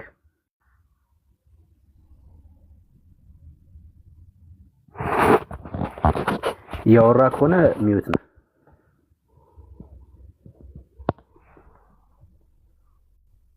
ወገኖች ይሰማሉ? ነው መሲ ይሰማሉ? እሺ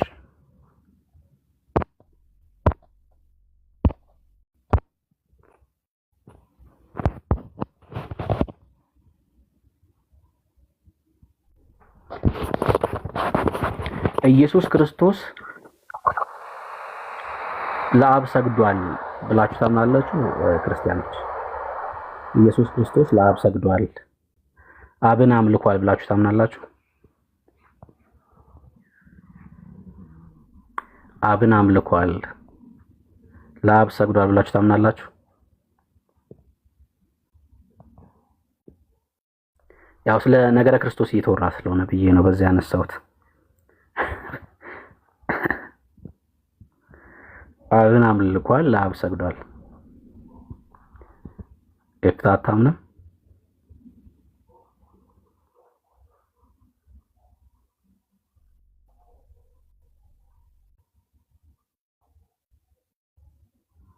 በፍጹም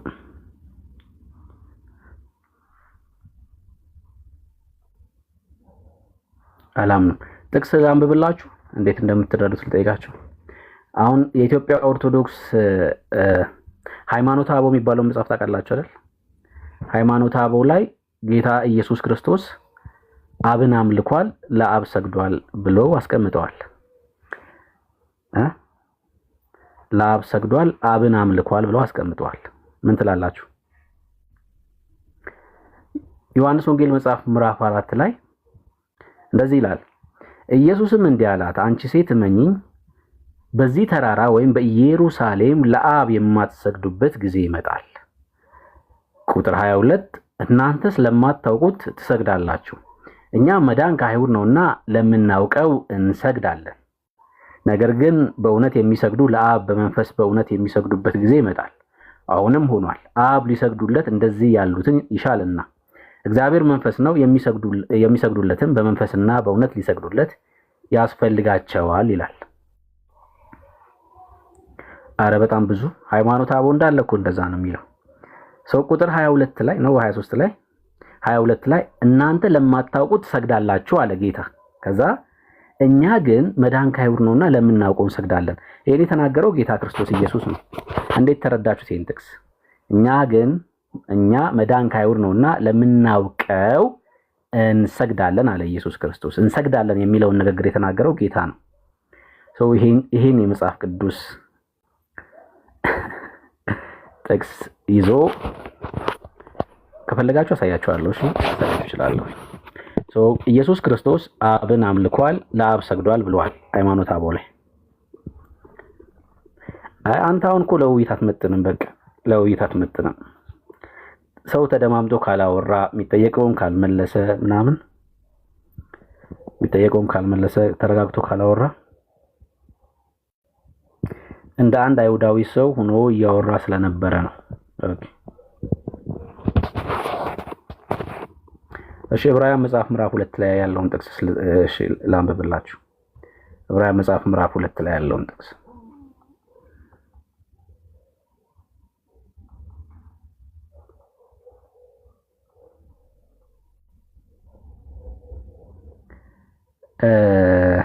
ብዙ ልጆችን ዕብራውያን መጽሐፍ በስጋ ወራት እኮ በስጋ ወራት ነው። በስጋ ወራት ነው። ብዙ ልጆችን ወደ ክብር ሲያመጣ የመዳናቸውን ራስ መከራ ይፈጽም ዘንድ ዕብራውያን 2:10 ከእርሱ የተነሳ ሁሉ በእርሱ ሁሉ ለሆነው ለእርሱ ተገብቶታልና የሚቀድሰውና ኢየሱስ የሚቀደሱት ከአንድ ናቸው፣ እኛ ማለት ነን ክርስቲያኖች። ስለዚህ ምክንያት ስምህን ለወንድሞቼ እነግራቸዋለሁ፣ በማህበርም መካከል በዜማ አመሰግንሃለሁ። ደግሞም እኔ በእርሱ ታመናለሁ። ደግሞም እነሆኝ እኔ እግዚአብሔርን የሰጠኝ ልጆች ሲል ወንድሞች ብሎ ሊጠራቸው አያፍርም ይላል። እንዴት ትረዱታላችሁ ይህን ጥቅስ?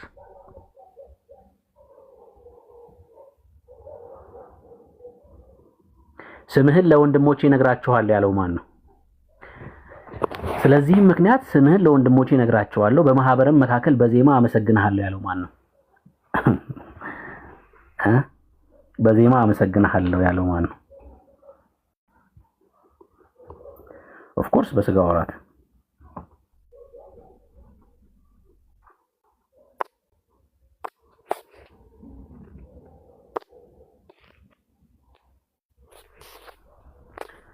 ጸሐፊው እንደዛ ያለው። ስለዚህ ምክንያት ስምህን ለወንድሞቼ እነግራቸዋለሁ ያለው ጸሐፊው ነው። ስምህን ለወንድሞቼ እነግራቸዋለሁ፣ በማህበር መካከል በዜማ አመሰግንሃለሁ። ተመልከቱት። እሺ በቃ ማየት ነው፣ ዝም ብሎ ማየት ነው። እሺ ሌላ ኦርቶዶክሳዊ አለ? ሌላ ኦርቶዶክሳዊ መግባት የሚችል ካለ ሌላ ኦርቶዶክሳዊ መግባት የሚችል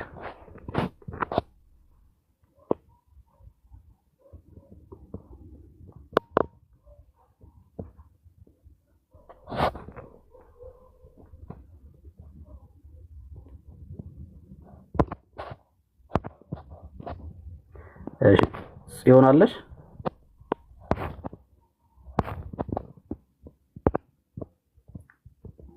ጽዮን መሲ አላችሁ?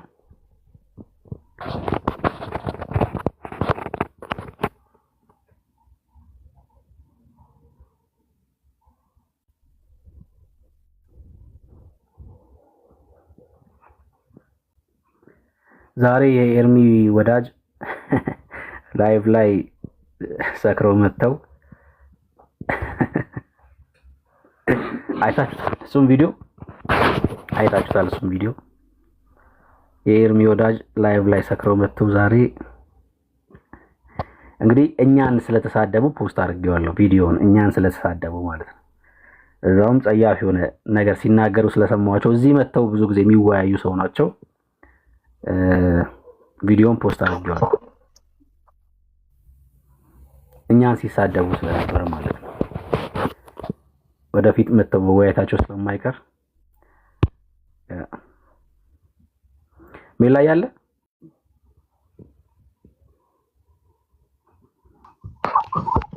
ብሩክ እንዴት ናችሁ? ሰላም ብያለሁ። እንኳን ደህና መጣክ። እንኳን ደህና ቆየኝ። እንዴት ናችሁ? ጌታ ይባረክ። ሁሉ መልካም፣ ሁሉ ሰላም። ምን ትለናለህ ስለ ኢየሱስ ምልጃ? አንተ ያልከውን እስኪ ሰፋ አድርገህ ሀሳቦችን አንሳ እስኪ ስለ ክርስቶስ ምልጃ።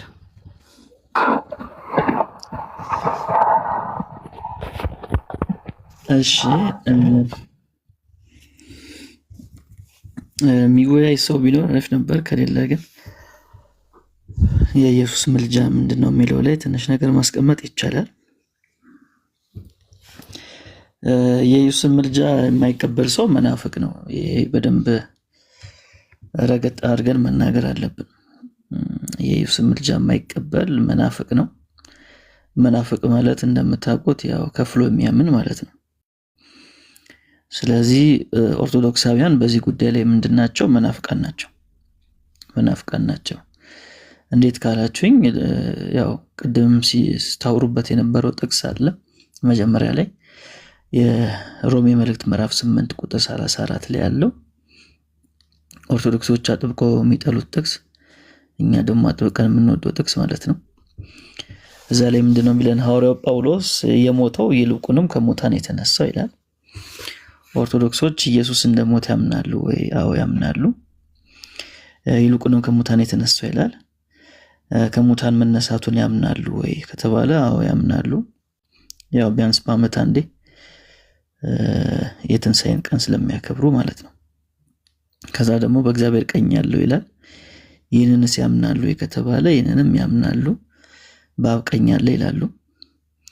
ከዚህ ቀጥሎ እንግዲህ ደግሞ ስለኛ የሚማልደው ክርስቶስ ኢየሱስ ነው ይላል። ይህንን ያምናሉ ወይ ከተባለ ይህንን አያምኑ። ስለዚህ መናፍቅ ማለት ከፍሎ የሚያምን ማለት ነው። ይህን ከፍሎ ነው የሚያምኑት። በእግዚአብሔር ቀኝ ያለው እስከሚለው ድረስ ብቻ ነው የሚቀበሉት። ከዛ በኋላ በእግዚአብሔር ቀኝ ምንድነው የሚያደርገው ለሚለው ግን ምላሽ የላቸውም፣ ወይም ደግሞ መጽሐፉ ማይሉን ነው የሚናገሩት። ስለዚህ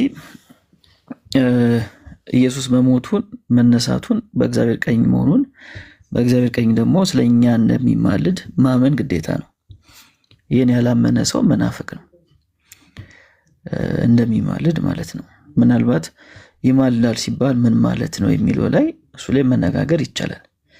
ግን የተጻፈውን ነገር አልቀበልም ብሎ ቀይሮ ፈራጅ ነው ማለት እሱ ከሐዋርያው ጳውሎስ በላይ እኔ አውቃለሁ፣ ሐዋርያው ጳውሎስ በዚህ ጉዳይ ላይ ተሳስቷል፣ እኔ ነኝ የማውቀው ብሎ እንደማሰብ ይቆጠራል ማለት ነው። መጽሐፉ በጣም በግልጽ ሁኔታ ኢየሱስ አሁን የት ነው ያለው ለሚለው መልስ ይሰጣል። በእግዚአብሔር ቀኝ ነው ያለው። ምንድነው የሚያደርገው ለሚለው ደግሞ በእግዚአብሔር ቀኝ ሆኖ ስለኛ ይማልዳል የሚል ነገር ይናገራል። የሚማልደው ይለናል ማለት ነው።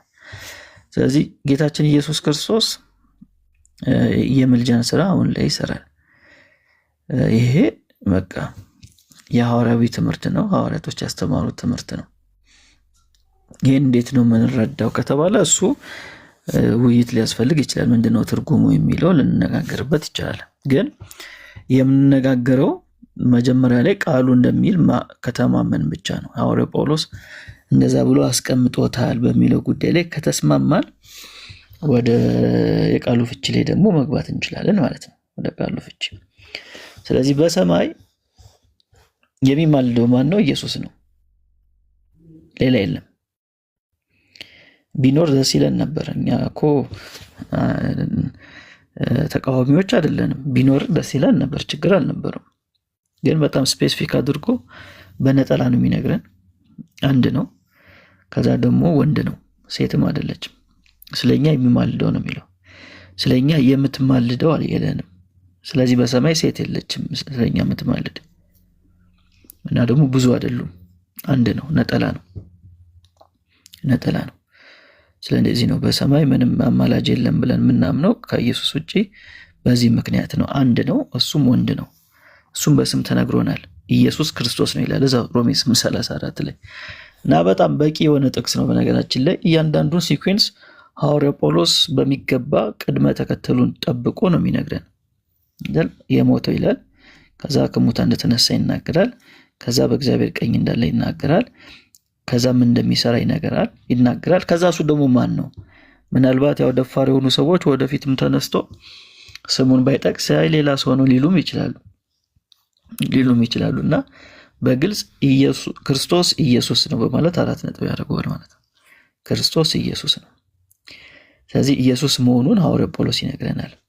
ስለዚህ በቁጥር ስንት ናቸው? አንድ ናቸው። በጾታ ስንል ወንድ ነው፣ በስም ስንል ኢየሱስ ነው። እሱ ማን ነው? ክርስቶስ ነው፣ መሲህ ነው፣ ሊቀ ካህን ነው። ስለዚህ ሊቀ ካህኑ ነው በሰማይ ስለኔና ስለናንተ የሚታየው። ስለ አማኞች ማለት ነው። ለምን? ስለ እኛ ይላል። ስለዚህ ሐዋርያው ጳውሎስ ራሱን ጨምሮ ነው። ለሐዋርያው ጳውሎስ ራሱ አማላጁ ኢየሱስ ነው፣ ምድር ላይ በነበረበት ጊዜ ማለት ነው። አሁን ያው እሱም በሰማይ ስለሆነ በሰማይ አያስፈልጉም። ምድር ላይ ይህን መልእክት ቢያንስ ሲጽፍልን ለሐዋርያው ጳውሎስ ራሱ አማላጁ ኢየሱስ ነው። ስለዚህ እንኳን ሐዋርያው ጳውሎስ ለኛ አማላጅ ሊሆን ይቅርና ለሐዋርያው ጳውሎስ ራሱ አማላጁ ማን ነው? ኢየሱስ ነው። ልክ ዮሐንስ በመልእክቱ እንደነገረን ማለት ነው። ምዕራፍ 2 ላይ በአንደኛው መልእክቱ ምንድነው የሚለን? ማንም ኃጢአት ቢያደርግ ከአብ ዘንድ ጠበቃ አለን ነው የሚለው አይደል? ጠበቃ አለን። ዮሐንስም ራሱን ጨምሮ ነው ጠበቃ አለን የሚለው። ስለዚህ ምድር ላይ በነበረበት ጊዜ ሐዋርያው ዮሐንስ ጠበቃ አለው ወይስ የለውም? አለው። ማን ነው እሱ? ኢየሱስ ነው። ስለዚህ ሐዋርያው ዮሐንስ ለኛ ጠበቃ ሊሆንልን አይችልም ማለት ነው አይደል? ሐዋርያው ዮሐንስ ጠበቃ ሊሆንን የማይችል ከሆነ ደግሞ ተክለ ሃይማኖት አይሆነንም። ምክንያቱም ዋስ ጠበቃ ሁናት ተክልዬ ለነፍሴ ብላችሁ ስለምትዘምሩ ማለት ነው። እንደዛ ብላችሁ ስለምትዘምሩ ስንት ጠበቃ ነው አሁንስ ያለው ከተባለ አሁንም በጣም በሚገርም ሁኔታ አንድ ጠበቃ ነው ያለው። ከአብ ዘንድ ጠበቃ አለን ነው የሚለው። እርሱ ማን ነው? ጻድቅ የሆነ ኢየሱስ ክርስቶስ ነው ይላል። ስለዚህ ሁለቱም ደስ ይላል። ሐዋርያው ዮሐንስም ስሙን ጠቅሶልናል። ዳሽ ሙላ አድርጎ አልተወውም፣ እኛ እንድንሞላው ማለት ነው። ኢየሱስ ክርስቶስ ነው ይላል። ደግሞ ወንድ መሆኑንም ይነግረናል። ጻድቅ የሆነችው አይለንም። ስለዚህ በጠበቃ ደረጃም ስናስብ ስንት ጠበቃ ነው ያለው? ለክርስቲያኖች አንድ ነው። ለአማኙ ኮሚኒቲ ማለት ነው አንድ ጠበቃ ነው ያለው። አንድ ወንድ የሆነ ጠበቃ አለ ማለት ነው። በሰማይ ወንድ የሆነ ጠበቃ አለ። በምድር ታውቃላችሁ የሆነ ወንጀል ስትሰሩ እና ፍርድ ቤት ስትቀርቡ ጠበቃ በገንዘባችሁ መግዛት ማችሉ ከሆነ ወይም ማቆም ማችሉ ከሆነ መንግስት ያቆምላችኋል፣ አቅም ከሌላችሁ። ስለዚህ እኛ ለሰራነው ኃጢአት ለምንሰራው በደል አቅም የለንም አይደል? ዳኛው ፊት የመቆም አቅም የለንም። ስለዚህ አባቁሙልናል ይህን ጠበቃ ማለት ነው። ይህን ጠበቃ አባቁሙልናል። ከአብ ጋር ደግሞ አንድ ናቸው፣ በመለኮት በባህሪ አንድ ናቸው። አንድ መለኮት ነው ያለው። ስለዚህ ፍጹም ስምምነት አላቸው። ስለዚህ ኢየሱስ ጠበቃ ከሆነ ኬዙ እንዳሸነፍኩ እርግጠኛ ነኝ ማለት ነው። ምንም ጥያቄ የለውም። ምክንያቱም ለጊዜ ከሳሽ ስላለ ማለት ነው። ስለዚህ ኬዙን ምን አድርገናል? ኦልሬዲ ያሸንፈናል። ኢየሱስ ጠበቃችን ሲሆን በምድር እንኳን እንደምታውቁት በቃ በጣም አለ የተባለ ጠበቃን ከያዛችሁት በቃ እንዳሸነፋችሁት ቁጠሩ ይባላል አይደል? ስለዚህ ኢየሱስ ክርስቶስ ደግሞ ጠበቃችን ነው። በሰማይ ደግሞ እኛን ወኪል ነው። የኛ ሰው ያለ ነው በሰማይ። ሊቀ ካህኑ እሱ ነው። ስለኛ የሚታየው እሱ ነው። ስለዚህ ኢየሱስን የሚያክል ጠበቃ ካለን የትኛውም አይነት ኬዝ በእኛ ፊት ድል ሊያደርግ አይችልም ማለት ነው። ድል ሊያደርግ አይችልም። ስለዚህ ለአማኞች ዋስትናችን ኢየሱስ ጠበቃችን በመሆኑ ነው፣ አማላጃችን በመሆኑ ነው። የምልጃው አገልግሎት ስለሚጠብቀን ማለት ነው። ስለሚጠብቀን ነው። ጴጥሮስ ክዶ በዛው እንዳይቀር ያደረገው የኢየሱስ ክርስቶስ የምልጃ ስራ ነው። የኢየሱስ ክርስቶስ የምልጃው ስራ ነው። እንደምታውቁት ያው ክዶት ነበር አይደል? በኋላ ላይ ግን ተመለሰ፣ በንስሐ ተመለሰ፣ ተጸጸተ። እንዲመለስ ያደረገው ምንድነው? ጴጥሮስን ከተባለ ኢየሱስ ክርስቶስ አስቀድሞ ስለ ጴጥሮስ ምልጃን ስላቀረበ ነው። ይሄ ነው ምክንያቱ። ሌላ ምንም ሚስጥር የለውም። ሌላ ምንም ሚስጥር የለውም። ኢየሱስ አስቀድሞ ለማን ምልጃን አድርጓል? ለጴጥሮስ አድርጎለታል። ለጴጥሮስ ምልጃን አድርጎለታል። ሰይጣን እንደ ስንዴ ሊያበጥራችሁ ለመነ ይላል። ግን እምነት እንዳይጠፋ ስላንተ ምን አደረኩ? አማለጥኩ በማለት ኢየሱስ ክርስቶስ ስለ ጴጥሮስ ምልጃን ማቅረቡን በሚገባ ተናግሮናል ማለት ነው። ራሱ ጌታ ኢየሱስ ተናግሯል። ስለዚህ የጴጥሮስ እምነቱ እንዳይጠፋ ያደረገው ምንድነው? የኢየሱስ ክርስቶስ ምልጃ ነው የጠበቀው ማለት ነው፣ በዛው እንዳይጠፋ። ስለዚህ ዛሬም እኔና እናንተን የሚጠብቀን የኢየሱስ ክርስቶስ ምልጃ ነው ማለት ነው። የኢየሱስ ክርስቶስ ምልጃ ነው። ስለዚህ ለአማኞች የሚደረግ ጥባቆት ዋስትና የኢየሱስ ምልጃ ነው። እሱን ልንነጣጥለው አንችልም።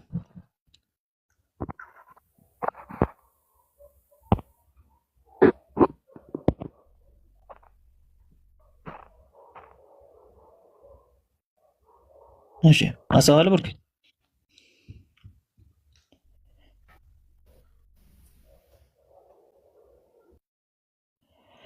እሺ።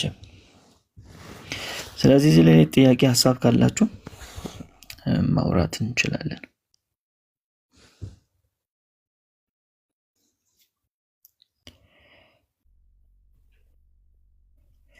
በነገራችሁ ላይ ሁሌም እንደምንላችሁ ምናልባት አዲስ ሰው ካለ የኢየሱስ ምልጃ ማትቀበለው የኢትዮጵያ ብቻ ነች፣ የኢትዮጵያ ኦርቶዶክስ ብቻ ነች።